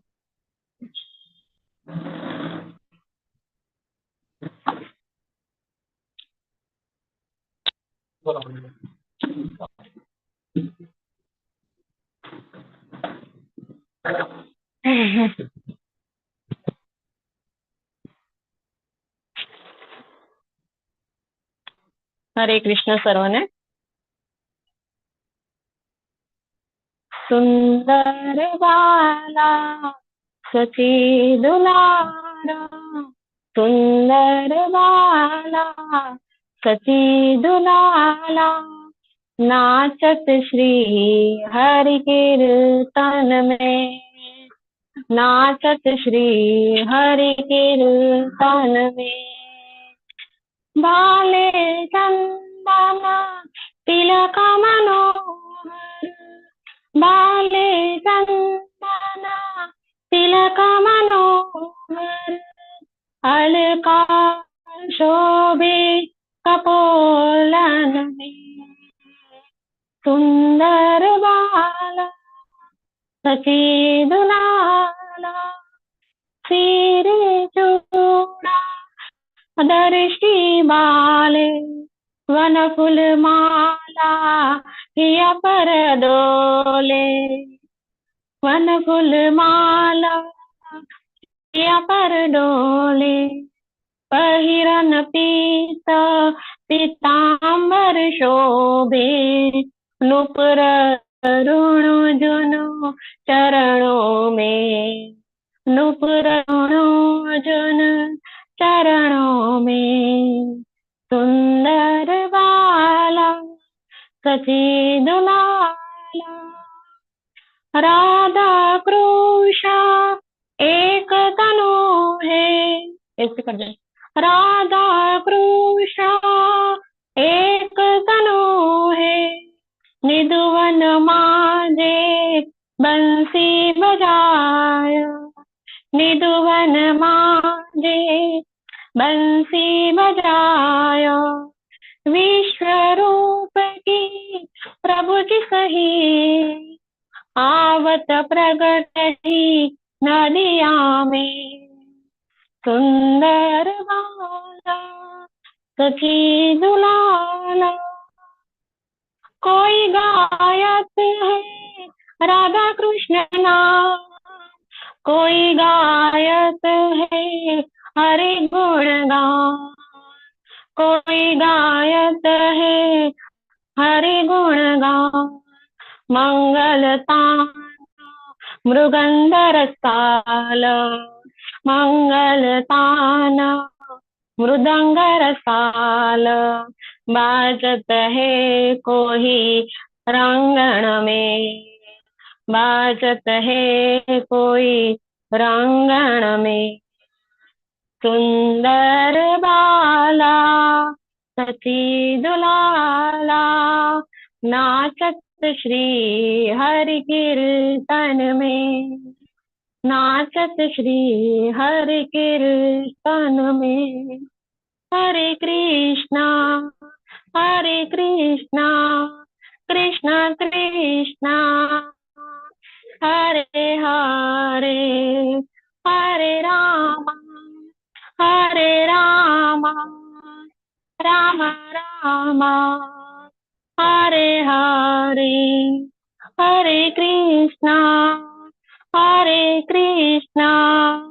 કૃષ્ણ કૃષ્ણ હરે હરે કૃષ્ણ માતાજી. હરે કૃષ્ણ. ખૂબ ખૂબ ધન્યવાદ હરે તમારો. કૃષ્ણ. ખૂબ સરસ. હરે કૃષ્ણ. ખૂબ સરસ કીર્તન કીધું માતાજી. હરે કૃષ્ણ. આમ ગીતા ગોવિંદજીની સેવા કરતા રહ્યો. ખૂબ ચલો હવે આપણે આગળ જઈએ. હરે કૃષ્ણ. હરે કૃષ્ણ. તો હવે આગળ ભગવાન આપણને કે છે અન્ન વિશે ડિટેલમાં બીજું વાત કરે છે. શું કે છે કે અતિ કડવું, પછી ખાટું, ખારું, ગરમ, તીખું, લુખું અને બળતરા કરનારું અન્ન રજોગુણી. પેલું અન્ન કેવું હતું? સત્વગુણી હતું. બરાબર. હવે અહીંયા રજોગુણી વાત કરે છે. રજોગુણી અન્ન કેવું હોય? તો કે શરૂઆતમાં તો ખૂબ સારું લાગે આપણને. જોયું ને, રજોગુણી હોય કેવું હોય? શરૂઆતમાં મીઠું લાગે, પણ એનું અંત કેવો હોય? ઝેર જેવો. જો સત્વગુણમાં એવું હોય, પેલા આપણને કડવું લાગે કદાચ પણ, બરાબર, પણ પછી એનો જે હોય એ રિઝલ્ટ એ મીઠું આવે. શરૂઆતમાં મીઠું હોય અને છેલ્લે પણ મીઠું લાગે. પછી રજોગુણી કેવું હોય? શરૂઆતમાં કડવું હોય, પછી શરૂઆતમાં સારું લાગે, પણ એનો અંત કેવો હોય? આપણને કડવો, નુકસાન થાય એવો. અને તમોગુણમાં પેલા પણ કડવું ને પછી પણ કડવું. તો શરૂઆતમાં ખૂબ સારું લાગે આપણને અને પછી ઝેર જેવું લાગે. તો ખૂબ જ કડવું, તો એટલે ખૂબ કડવું હોય ને તો ઇન્ડાઇજેશનમાં તકલીફ પડે, એનું પાચન સારું થાય નહીં, ડાયજેશન પ્રોપર ન થાય, પાચનની તકલીફ થાય, અને ટેસ્ટ પણ એનો સારો ન હોય તો આપણને કેટલી વાર ઉલટી જેવું થાય, ઉબકા જેવું થાય. અતિ કડવું આપણને કોઈ ખાવા આપે તો શું થાય? બરાબર. તો એ છે એ તમોગુણી, એ છે એ રજોગુણી. પછી ખાટું, એકદમ ખાટું, આમ એમ કેવાય ને લીંબુ એકદમ આંબલી, બરાબર, એ બધું એકદમ ખાટું. તો એવું બધું ખાય તો શું થાય? ખાટા ખાટા ઓડકાર આવે, એસિડિટી થાય, બળતરા થાય, સ્કિનના અમુક ડિસીઝ થાય, ખંજવાળ આવે, બરાબર, એવું બધું થાય, ચામડીના રોગ થાય. પછી ગરમ, ખૂબ જ અમુક લોકો એમ કે મને તો ગરમ ગરમ જ ખાવા જોઈએ, બરાબર, એકદમ ગરમ ગરમ, આમ વરાળ નીકળતી હોય એવું ગરમ ગરમ. તો એનાથી શું થાય? મોઢામાં ચાંદા પડી જાય, ફાઇબ્રોસિસ. કેટલાય લોકોને છે ને, જો આ બધા જડબા આમ ખુલતા જ ન હોય, એક આંગળી તો માંડ ખુલી શકે. આપણે ઓલા રેગ્યુલર તમાકુ જે લોકો ખાતા હોય ને, સોપારી, એ લોકોને એવું થાય. આમ આપણે પાણીપુરી ખાવી હોય ને તો એ તો ખાય જ ન, મોઢું તો એને ખુલે. માંડ આ એક આંગળી આમ જાય ને એટલું મોઢું માંડ ખુલતું હોય. તો ગરમ ગરમ ખાય ને તો આ બધા મસલ છે એ ફાઇબ્રોસિસ છે. ફાઇબ્રોસિસ એટલે એક ટાઈપના ડેડ મસલ્સ થઈ જાય. તો એ ગરમ ગરમ ખાવાનું એવું થાય. પછી તીખું, તો તીખું ખાય તો શું થાય? ઘણાને બહુ ગમતું હોય તો એનાથી એસિડિટી થાય, પેટમાં ચાંદા પડે, બરસ થાય, ઉધરસ થાય, બ્લીડિંગની કેટલી વધારે તકલીફ થાય, એવું બધું તીખું ખોરાકથી. આપણે અત્યારે માતાજીઓ છે ને પાણીપુરી ખાવા જાય, હજી તીખી કરો, હજી તીખી કરો, હજી તીખી કરો, ફૂલ તીખી પાણીપુરી થાય. પછી શું થાય? પછી બીજે દિવસે છે એ તકલીફ પડી જાય. પછી બતાવવા આવે અમારી હોસ્પિટલમાં, અમે તો આમ ખાધું તું બહુ તીખું એટલે હવે આમ થયું, હવે બેસાતું પણ નથી, હવે આમે નથી થતું, હવે તેમે નથી થતું. પછી ઓપરેશન કરાવે. પછી લુખું, તીખું પછી લુખું. તો લુખું અને બળતરા કરનારું, તો કેવું? મેંદાવાળી વસ્તુ છે ને એકદમ સૂકી ડ્રાય, એ આપણે છે ને એ પચવામાં બહુ જ તકલીફ પડે. મેંદો છે ને એ પાચનમાં ખૂબ જ અઘરો છે. કેટલી બધું એનું લોંગ ડ્યુરેશન સુધી એનું ડાયજેશન પ્રોપર રીતે થાય ને. એટલે બને ને ત્યાં સુધી મેંદો અને મેંદાની વસ્તુઓ છે ને એ ખાવાની ટાળવી જોઈએ. બેકરીની પ્રોડક્ટ બધી છે ને એમાં મોસ્ટલી મેંદાનો યુઝ થયો હોય, તો મેંદો છે એ આપણે ખાવાનું ટાળવો જોઈએ. પછી બળતરા કરનારું, બરાબર, બળતરા કરનારું, જો આમાં એક ચિપ્સ નો ફોટો આવે છે, એક એવી ચિપ્સ આવે પણ છે, એ આખું પેકેટ આવે ને જે ચિપ્સમાં, એમાં એક જ ચિપ્સ આવે અને એ એટલી તીખી. એ કંપની છે ને એ દાવો એવો કરે છે કે આ ચિપ્સ જો કોઈ માણસ આખી ખાઈ લે ને તો અમે એને કઈક આટલા $, આપજો. એવી ચિપ્સ આવે છે. તમે એમાં સર્ચ કરજો ગૂગલમાં કે સ્પાઈસીએસ્ટ ચિપ્સ, બરાબર, તો એમાં આવશે. એનું નામ એ પણ છે, મારા રુદ્રને નામ આવડે છે પણ મને યાદ નથી અત્યારે. તો એ બધું ખાઈએ ને તો એ બળતરા કરનારું અન્ન. તો એવું અન્ન કેવું છે તો કે રજોગુણી માણસો હોય એને પ્રિય હોય, બરાબર. આવું અન્ન છે એ રજોગુણી માણસોને પ્રિય હોય. અને આવું અન્ન કેવું હોય, દુઃખ, શોક અને રોગ ઉત્પન્ન કરનાર. જો દુઃખ એનાથી ઉત્પન્ન થાય કે આટલા બધા શરીરની બીમારીઓ થાય, આવું બધું અન્ન ખાય તો શું થાય, દુઃખ ઉત્પન્ન થાય. પછી શોક ઉત્પન્ન થાય અને રોગ ઉત્પન્ન થાય, અલગ અલગ રોગ ઉત્પન્ન થાય, એવા ઉત્પન્ન કરનારા હોય છે. પણ આપણે કેવું હોય ખબર છે, અને અમુક લોકો છે ને થોડુંક કે બધા અત્યારે એવો ટ્રેન્ડ છે કે એકબીજાની પ્લેટમાંથી એકબીજા જમતા હોય, બરાબર. તો એ કેમ તો કે એ તો અમારો પ્રેમ છે, અમે તો એક થાળીમાં જમશું, બરાબર. પછી એક થાળીમાં જમતા હોય, લવર્સ હોય તો એક થાળીમાં જમતા હોય. ઇવન અત્યારે વેકેશનમાં મામા માસીના દીકરા ભેગા થયા હોય ને બાળકો, તો એ બધા પણ એક થાળીમાં જમતા હોય. ચલો અમે તો એક થાળીમાં જમવું, અમારે એટલો પ્રેમ એટલો છે. તો એવી રીતના આપણે એક થાળીમાં પણ કોઈ દિવસ જમવું ન જોઈએ, ગમે એટલો પ્રેમ હોય તો પણ. કે જે વ્યક્તિ જેની થાળીમાં જમે છે ને એના બધા કર્મો, પાપો, સારા ખરાબ બધું છે એકબીજાનું શેર થાય છે, બરાબર. તો એ સામેની વ્યક્તિની ચેતના કેવી છે, આપણી ચેતના કેવી છે, તો ગમે એ હોય તો એક થાળીમાં આપણે જમવું જોઈએ નહીં, અલગ અલગ થાળીમાં જ લઈ અને જમવું જોઈએ. તો આપણે જોયું કે જો આવું આજે કેવું ચોખ્ખી ફૂડ એવું લેતા હોય તો આપણી છે એ ધીમે ધીમે આપણે સત્વગુણ ધીમે ધીમે આ બધું ઓછું કરી લેવું.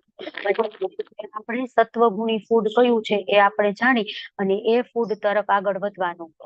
તમારે લોકોએ પછી છે ને એનાલિસિસ કરવાનું, હું આવું આવું ખાઉં છું, એક ચાર્ટ બનાવી દેવાનો કે આમાં આવું આવ્યું તું, મને આવું ભાવે છે. તો ધીમે ધીમે એ ભાવતી વસ્તુ છે ને એનો આપણે વિરક્તિ, આપણે કીધું ને વૈરાગ્ય ને વિરક્તિ, ધીમે ધીમે વૈરાગ્ય, ઇન્દ્રિયોનો નિગ્રહ. શરૂઆતમાં જો ઇન્દ્રિય નિગ્રહ કરવાની આપણે કીધું છે કે આપણે એટલા પ્યોર ભક્ત નથી, શુદ્ધ બની ગયા, બરાબર. કે આપણે ઓટોમેટિક ઇન્દ્રિય સંયમિત હોય તો આપણે શરૂઆતમાં ઇન્દ્રિય નિગ્રહ કરવો પડે. મને પાણીપુરી તો બહુ ભાવે છે, પણ હવે તો હું બહારથી પાણીપુરી નહીં ખાઉં, ઘરે જ પાણીપુરી બનાવીશ, ભગવાનને ભોગ અર્પણ કરીશ અને પછી એ પાણીપુરી ખાઈશ, બરાબર. એમ કરતા કરતા પછી એક સમય એવો આવશે પછી એમ થાય કે હવે આવી પાણીપુરી નથી ખાવી, ચલો આવું સાત્વિક નથી ને આ ખોરાક તો નથી ખાવી, બરાબર. પણ અત્યારે આપણે કઈ રીતના કરશું, અત્યારે તો મને તો અઠવાડિયામાં 2 દિવસ તો પાણીપુરી ખાવા જોઈએ જ. અને એ પણ ત્યાં પેલું એક જગ્યા છે ને એ જ જગ્યાએ પાણીપુરી ખાવ ને તો જ મને ભાવે, બીજી મને એક પાણીપુરી ભાવે નહીં, બરાબર. તો એ છે એનો આપણે એવી રીતે નિગ્રહ કરશું. અને જો ઘરે બધું બને છે, બરાબર, હું બધું બનાવું છું, પાણીપુરી, પાવભાજી, ઢોસા, પીઝા, પંજાબી શાક, પાસ્તા, લસાણિયા બધું, બરાબર. ધીમે ધીમે આપણે ભગવાનના ભક્ત કેવા હોય તો કે બધી રીતે ઓલા કેવાય ને પાવરફુલ હોય, બધું શીખવું જોઈએ. કેમ કે ભગવાનને ભોગ અર્પણ કર્યા વગર તો ખાવાનું જ નથી. તો આપણે તો મોટા છીએ, આપણે કદાચ ખાઈ લઈએ, બરાબર. કે હાલો સાદું રોજ શાક રોટલી આપો તો રોજ શાક રોટલી ખાઈ, પણ બાળકોને નો એમ થાય કે મમ્મી તો રોજ મને શાક રોટલી બનાવી દઈશ, મારે રોજ આવું ખાવાનું, મારા ફ્રેન્ડ તો રોજ લંચ બોક્સમાં પાસ્તા ને સેન્ડવીચ ને પીઝા ને એવું બધું લઈ આવે છે. તો આપણે ખુદ બનવા જોઈએ, બરાબર. જો પ્રભુપાદ કેવું સરસ બનાવતા હતા જમવાનું, કે પ્રસાદ ખાઈ ખાઈને તો હિપ્પી જતા બધા હેપી બની ગયા, બરાબર. તો આપણે પણ પ્રભુપાદ ને એવું સરસ આવડતું હોય તો આપણે તો એના જ અનુયાયીઓ છીએ ને, એની જ પરંપરામાં આવી છે, તો આપણે પણ શીખવું જોઈએ. અને આપણા જે તમોગુણી રજોગુણી ખોરાક છે એમાંથી આપણે આગળ વધી અને આપણે સત્વગુણી થવું જોઈએ. હવે આગળ જોઈએ તો શું છે કે તમોગુણી ફૂડ કેવું છે એની ભગવાન ચર્ચા કરે છે. તો ભોજન કરવાના 3 કલાક પહેલા રાંધેલું, તો હવે 3 કલાક થઈ જાય પછી જે હોય તો એ વાસી કહેવાય, બરાબર. હવે અમુક લોકો છે એની જોબ એવી છે કે સવારે જતા રહે છે 6, 6:30, 7 વાગે, અને એમને જમવાનું તો 1 વાગે હોય છે, 2 વાગે બ્રેક પડે છે, લંચ બ્રેક, ટિફિન લઈને જાય છે. તો એ કઈ રીતના કરશે, કેમ ભોજન આ તો તમોગુણી થઈ જશે તો ત્યારે ભોજન કરશે, તો એનો રસ્તો શું છે, કોણ કહેશે મને? હરે કૃષ્ણ. ભગવાનને હેન્ડ કરો, હેન્ડ કરો. ભગવાનને અર્પણ કરીને પછી લઈ જવાનું, ભગવાનને ભોગ ધરાવીને પછી ટિફિન બનાવીને લઈ જવાનું. હરે બોલ. જિજ્ઞાસા માતાજી બોલો. હરે કૃષ્ણ. હરે કૃષ્ણ માતાજી. હું પણ એ જ કહેતી હતી કે ભગવાનને ભોગ લગાવીને લઈ જવાનું, તો એ પ્રસાદ તો એમ ખરાબ ના થાય, પ્રસાદ થઈ ગયો ને. ખુબ સરસ. હરી બોલ. બધા તમે સાચા છો. આમ કેવાય ને કે પ્રભુ જે ટકોરા મારી મારી તુલસી પત્ર મૂકી ભગવાનને ભોગ અર્પણ કરી દેવાનો, પછી આપણે પ્રસાદ. હરી બોલ. ખુબ સરસ. તુલસી ક્યારેય બગડતું નથી અનાજ. એવું નથી હોતું માતાજી. તુલસી પત્ર મૂકીએ તો અમુક સમય થાય એટલે તો ફૂડ તો એનો મોલું છે કે બગડી જવાનો છે, બરાબર. પંચમહાભૂતની બનેલી ગમે એ વસ્તુ એક સમય થાય એટલે ખરાબ થઈ જ જવાની છે. પણ ભગવાનનો ભોગ થઈ ગયો ને એટલે એ 3 કલાકમાં વાસી નો થાય. ઇવન આપણે જેટલી ડ્યુરેશન એની કીધી છે એટલો સમય સુધી એ સારું રે. ધારો કે આપણે આજ બનાવીને હવે પછી કાલે એ શાક ખાઈને એમ કે તુલસી પત્ર મૂકી દીધું તો એ શાક તો બગડી જ જવાનું છે, કેમ કે એની અમુક ડ્યુરેશન હોય કે આટલા સમય સુધી જ એ સબ્જી છે એ સારું રહેવાનું છે. પણ આપણે કેવું છે કે કેટલાય લોકો છે એ જોબ કરતા હોય, ઓફિસ વર્કિંગ એવી હોય તો એને ટિફિન લઈને જવું પડતું હોય. હવે સવારમાં એ બનાવી દે પછી તો 3 કલાકથી તો વધારે થઈ જાય ને. 7 વાગે ટિફિન લઈને જતા રહ્યા હોય, હવે જમવાનું એમને 2 વાગે થાય તો 7 થી 2 કેટલો બધો સમય થાય? 3 કલાક પછીનું તો તમોગુણી થઈ જાય. તો એમને તો રોજ તમોગુણી જ જમવાનું. હવે ભક્તો આપણા છે એ લોકો એવી કરતા હોય છે તો એ શું કરે, ભગવાનને ભોગ અર્પણ કરી દે, પછી તુલસી પત્ર મૂકીને ભોગ અર્પણ કરી દે, પ્રસાદ થઈ જાય પછી ટિફિન ભરીને લઈ જાય. તો પછી જે એનો જમવાનો સમય થાય ત્યારે એ પ્રસાદ જમે છે. તો એ તમોગુણી નથી. પ્રસાદ છે એ શેમાં આવે? શુદ્ધ સત્વમાં આવે, બરાબર. તો આવી રીતના આપણે કરી શકાય. પછી સ્વાદ વિહીન, એમાં કઈ સ્વાદ નથી, બરાબર. એકદમ આપણને કઈ સારું છે, ખરાબ છે, તીખું, મોરું, ખાટું, ખારું કઈ સ્વાદ નથી આવતો, બરાબર. અમુક પ્રકારના એવા ફૂડ આવે છે કે એમાં સ્વાદ જ નથી આવતું.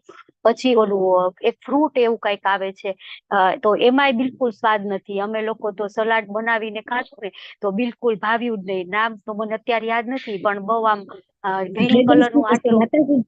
ના ના, ડ્રેગન ફ્રૂટમાં તો હોય છે સ્વાદ, ગળ્યું હોય છે. હા, હવે તો એમાં સ્વાદ જ નહીં, બોલો. અને મારે તેણીઓ છે ને એને બહુ આવો બધો શોખ. યુટ્યુબમાં સર્ચ કરે ને પછી મમ્મી આપણે આવું બનાવવું છે ને તેવું બનાવવું. મેં તો સલાડ એનું બને પણ બીજો બધો ટેસ્ટ આવે, ટમેટાનો, કાકડીનો, એની ભેગું મકાઈ બધું નાખ્યું હતું પણ એનો જે હતો ને એમાં તો ટેસ્ટ જ ન આવે. આ તો સ્વાદહીન છે, આનું શું ખાવાનો મતલબ, નહીં ખાવાનો મતલબ. તો એ બધાને ફેવરિટ પાછા જે સેલિબ્રિટીઝ બધા હોય, ડાયટિંગ કરતા હોય ત્યારે એ જ ખાતા હોય, બરાબર. તો એ એવું સ્વાદહીન છે.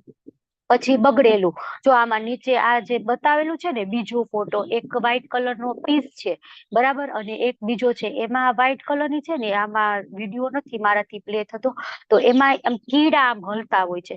તો અમુક એવી મીઠાઈ છે ને એ ચીનમાં, રશિયામાં એવી બધી કન્ટ્રીમાં મળતી હોય છે કે એમાં સડી ગયેલા, એમાં કીડા આમ ચાલતા હોય અને એવું એ બધા ખાતા હોય છે. એ આમ હરખથી ખાતા હોય છે.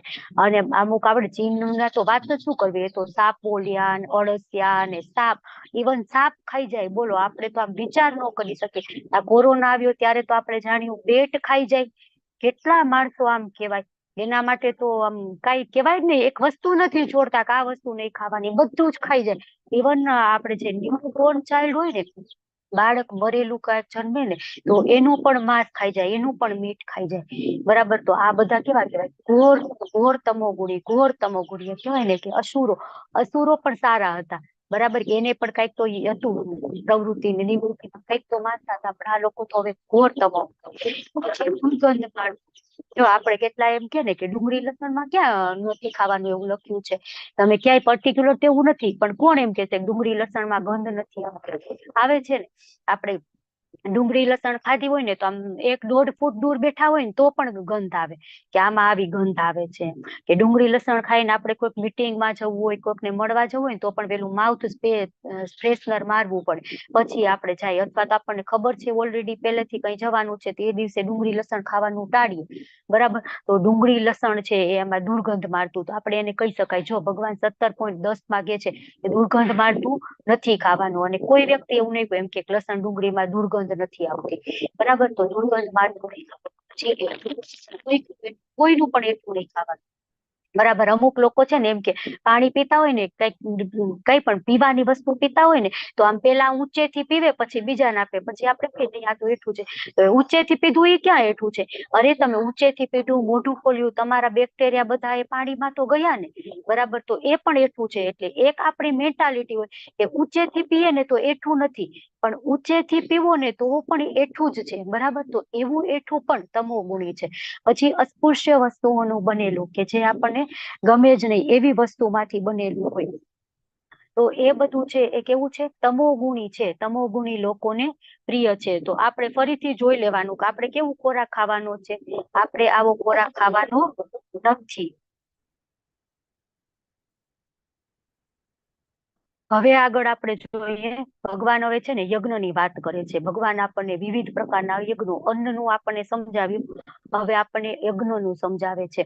તો કેવા યજ્ઞ છે, એ કયા યજ્ઞ કહેવાય એના વિશે આપણે જોઈએ. તો સૌથી પહેલા આપણે સાત્વિક યજ્ઞની વાત કરીએ. તો જે યજ્ઞ શાસ્ત્રોક્ત વિધિ પ્રમાણે, જો આપણે ત્રણેય પ્રકારના અન્ન જોયા, બરાબર, સત્વગુણીય, રજોગુણીય અને તમોગુણી. પણ આપણે અન્ન કેવું ખાવાનું છે, તો આપણે જેમ જોયું એમ કે ભગવાનને અર્પણ કરી, તુલસી પત્ર ધરાવી, ભોગ લગાડી, અને એ પછી જયારે પ્રસાદ થઈ જાય ત્યારે આપણે પ્રસાદ જમવાનો છે. તો એ પ્રસાદ છે એ શુદ્ધ સત્વ કહેવાય. તો હવે યજ્ઞ પણ આપણે ત્રણેય પ્રકારના જોશું, અને પછી ચોથો પ્રકાર કયો છે, શુદ્ધ સત્વ. અને કરવાનો યજ્ઞ કયો છે, આ યજ્ઞ સાત્વિક પણ નથી કરવાનો, રાજસિક પણ નથી કરવાનો, તામસિક પણ નથી કરવાનો છે. એકમાત્ર યજ્ઞ શુદ્ધ સત્વમાં યજ્ઞ, બરાબર. તો હવે આપણે સાત્વિક યજ્ઞ વિશે જોઈએ. તો સાત્વિક યજ્ઞ કયો છે, તો કે જે યજ્ઞો શાસ્ત્રોક્ત વિધિ પ્રમાણે કર્તવ્ય સમજી અને ફળની આકાંક્ષા નહીં રાખનાર લોકો દ્વારા કરવામાં આવે છે, શાસ્ત્રોક્ત યજ્ઞ સાત્વિક યજ્ઞ છે. તો યજ્ઞ કઈ રીતના, શાસ્ત્રોક્ત વિધિ પ્રમાણે, શાસ્ત્રોમાં લખ્યું છે એ પ્રમાણે, પોતાના મનગઢત રીતે નહીં, પોતાના મનગઢત સમયે નહીં, બરાબર, પોતાના મનગઢત એનો જે હોય ને વિધિ, એ પ્રમાણે નહીં, મનસ્વી રીતે નહીં, મને તો આમ યોગ્ય લાગે છે હું તો આમ કરીશ, અથવા તો એમ કરે યુટ્યુબમાં જોઈ લેશે, પછી પોતે જયારે ફ્રી હોય ને ત્યારે કરે.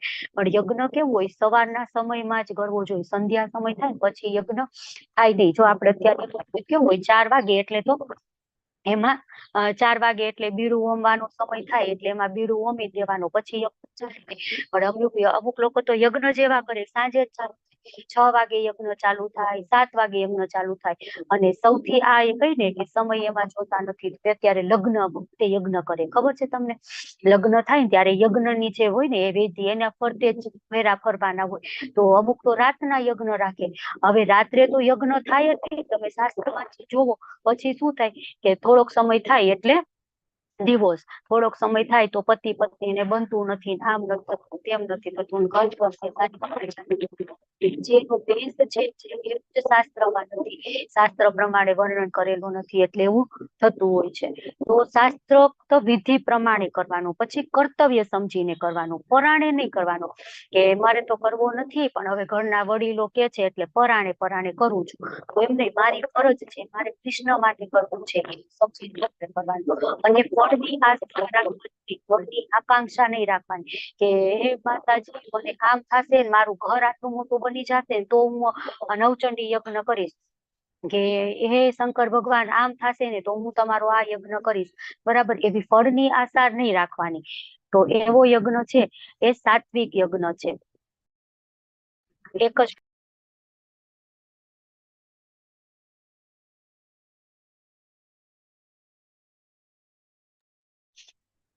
તો એવો યજ્ઞ છે એ સાત્વિક યજ્ઞ છે.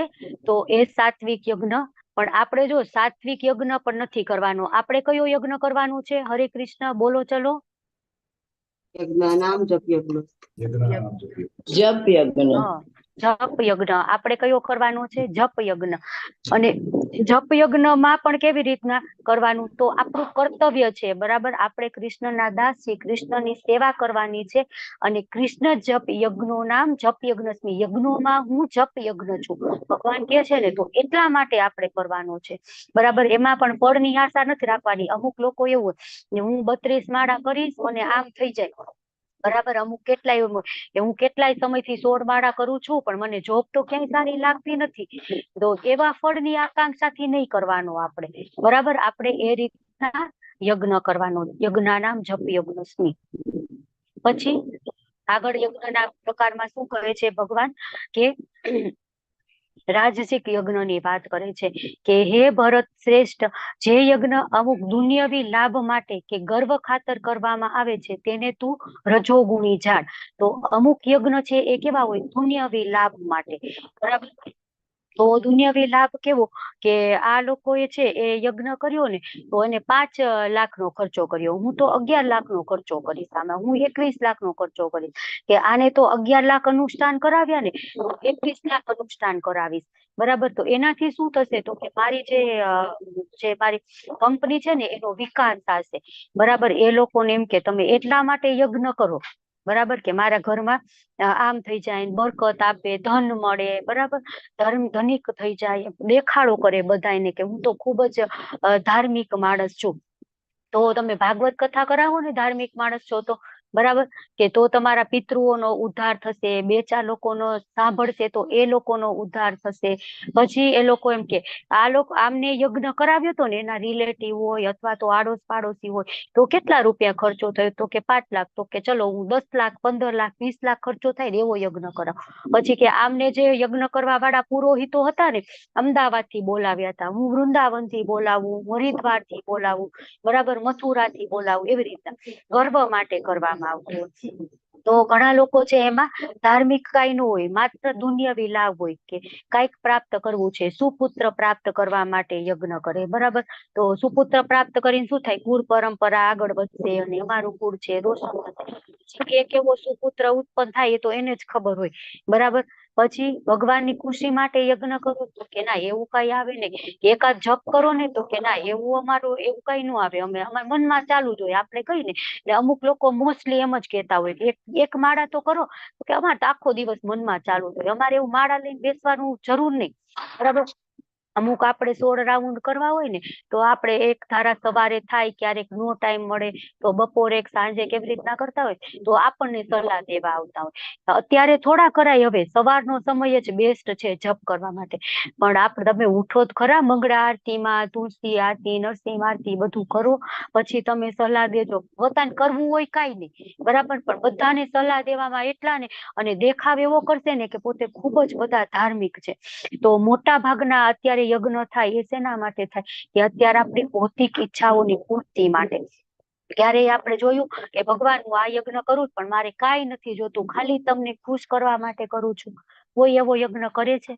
કોઈ નથી કરતા. ગૃહ શાંતિ યજ્ઞ કરશે, વાસ્તુ પૂજન યજ્ઞ કરશે, નવચંડી યજ્ઞ કરશે, કાંઈક એમાં આપણો સ્વાર્થ છુપાયેલો જ હોય છે. તો એટલા માટે જે આ યજ્ઞ છે, આવો યજ્ઞ એ રજોગુણી છે. ઘણા યજ્ઞ કરીને સ્વર્ગમાં પણ આપણે જઈ શકીએ, બરાબર. પણ એ બધા યજ્ઞ પૂરા થાય, એ બધાનું યજ્ઞનું ફળ પૂરું થાય પછી તો કે એ બધાનું યજ્ઞનું ફળ પતે એટલે પાછું આપણે અહીંયા આવી જવાનું. એટલો સમય સ્વર્ગમાં ગયા તો એના કરતા જપ યજ્ઞ કરીએ તો હંમેશા ભગવાનના ધામમાં જઈ શકીએ, કે જ્યાંથી પાછું કોઈ દિવસ આપણે આવવું પડે નહીં. આ દુખાલયમ અશાશ્વતમ જગત છે એમાં ફરીથી કોઈ દિવસ આપણે આવવું જોઈએ નહીં. તો એવો કયો યજ્ઞ કરવાનો છે? જપ યજ્ઞ. આગળ હજી યજ્ઞમાં તામસિક યજ્ઞ વિશે ભગવાન આપણને કહે છે કે જે યજ્ઞ શાસ્ત્રોક્ત નિર્દેશોની ઉપેક્ષા કરીને, બરાબર, શાસ્ત્ર અનુસાર નહીં, પોતાની ઈચ્છા પ્રમાણે, પછી પ્રસાદ વહેંચવા વિના આસુરો હોય ને એ પોતાની રીતે કરે, એમાં જે વસ્તુ જોતી હોય એ પણ પોતાની રીતે લઈ આવે. તો અત્યારે પણ આપણે એવું છે ને, શાસ્ત્રોમાં કીધું છે કે શુદ્ધ ગાયનું ઘી જોઈએ, બરાબર, દેશી ગાયનું શુદ્ધ ઘી. પણ આપણે તો ઓલું ડાલડા ઘીના ડબ્બા, અમૂલ ઘીના ડબ્બા હોય એનાથી યજ્ઞ કરીએ. તો શાસ્ત્રોક્ત નિર્દેશોની ઉપેક્ષા પ્રમાણે.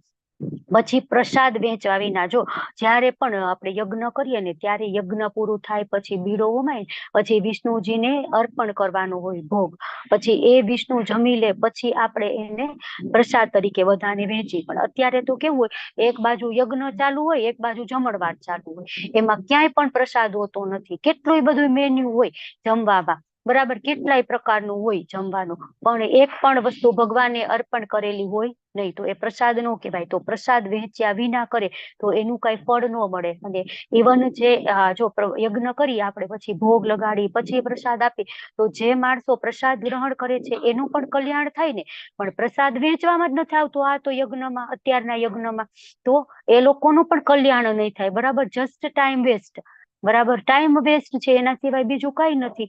પછી વેદ મંત્રોના ઉચ્ચારણ વગર તો ઘણા લોકો છે ને એ યજ્ઞમાં વેદ મંત્રોના ઉચ્ચારણ ન કરે. આમાં યુટ્યુબમાં આમાં અત્યારે તો ગૂગલમાં સર્ચ કરો એટલે જે જોઈ એ આવી જાય.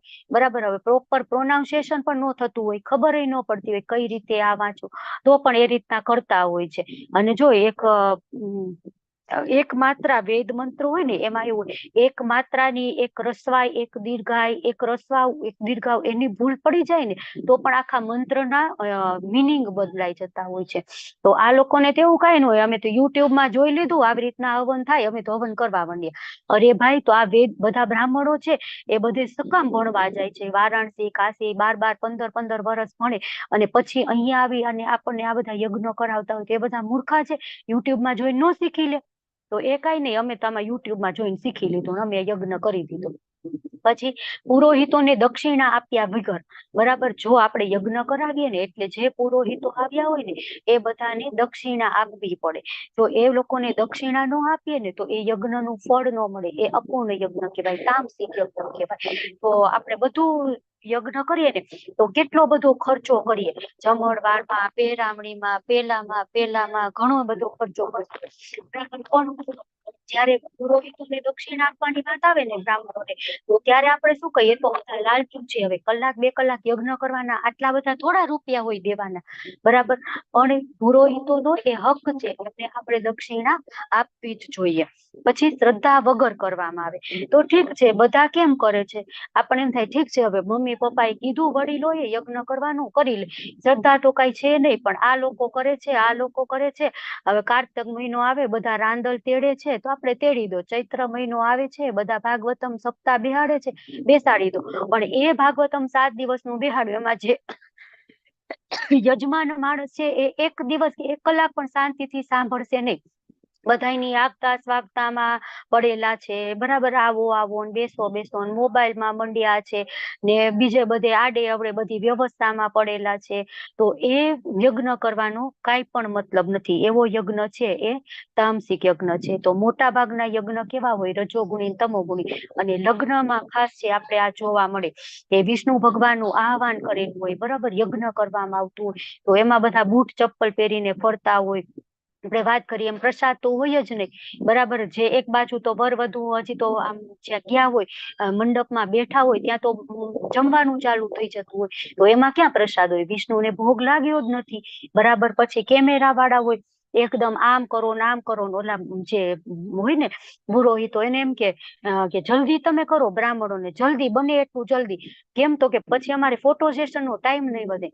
અરે ફોટો સેશન ઇમ્પોર્ટન્ટ છે, પાર્લરમાં એટલો સમય વેસ્ટ કરશે, બરાબર, 3-3, 4-4 કલાક પાર્લરમાં તૈયાર થશે, અને જ્યારે જે સમય જ્યાં આપવાનો છે એ આપવા માટે ટાઈમ છે ને, બરાબર. તો આવો યજ્ઞ છે, કેવો છે, તામસિક યજ્ઞ છે. જો એ બાજુમાં એક પિક્ચરમાં દેખાય છે કે અસુર છે યજ્ઞ કરી રહ્યો છે. કોણ છે અસુર, ખબર છે તમને કોઈને? હરે કૃષ્ણ.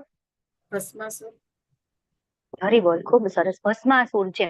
તો ભસ્માસુરે કેવો યજ્ઞ કર્યો હતો કે યજ્ઞમાં એક શરીરનું અંગ કાપી કાપીને નાખતો હતો, બરાબર. કે હવે ભગવાન તમે પ્રસન્ન થાવ શિવજી અને તમે મને વરદાન આપો, નહીતર હું મારું માથું છેલ્લે માથું પકડીને કે હું માથું કાપી નાખીશ. શું આમાં ફોટામાં દેખાય છે. તો તરત શિવજી તો આશુતોષ આવી ગયા, એ કે ચલ બોલ, શું જોઈ છે તારે, માગ મારી પાસે.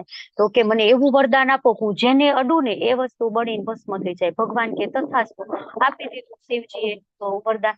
પછી શિવજીએ વરદાન આપી દીધું. પછી કે ચલો હવે મારે ટ્રાય કરવી છે, વરદાન સાચું છે કે નહીં, તમારા ઉપર જ હાથ મૂકવો છે કે તમે બળીને ભસ્મ થઈ જાવ છો નથી થઈ શકતા. તો આવા અસુર હોય છે, આવા યજ્ઞ કરતા હોય છે. ક્યાંય શાસ્ત્રોમાં એવો નિર્દેશ છે આવી રીતે તમે તમારા શરીરના અંગ આપી શકો, કાપી કાપીને યજ્ઞમાં નાખી શકો નથી. તો આ શાસ્ત્રોક્ત નિર્દેશની વિરુદ્ધ છે. તો આ યજ્ઞ કેવો છે, તામસિક યજ્ઞ છે. સરસ. ચલો તો આ છે, આપણે આટલું જ રાખીએ. તમે બધા શાંતિપૂર્વક મને સાંભળી. તમારા બધાનો ખૂબ ખૂબ આભાર. વાંછા કલ્પતરુભ્યશ્ચ કૃપા સિંધુભ્યઃ પતિતાનાં પાવનેભ્યો વૈષ્ણવેભ્યો નમો નમઃ. હરે કૃષ્ણ કૃષ્ણ કૃષ્ણ હરે હરે, હરે રામ રામ રામ હરે હરે.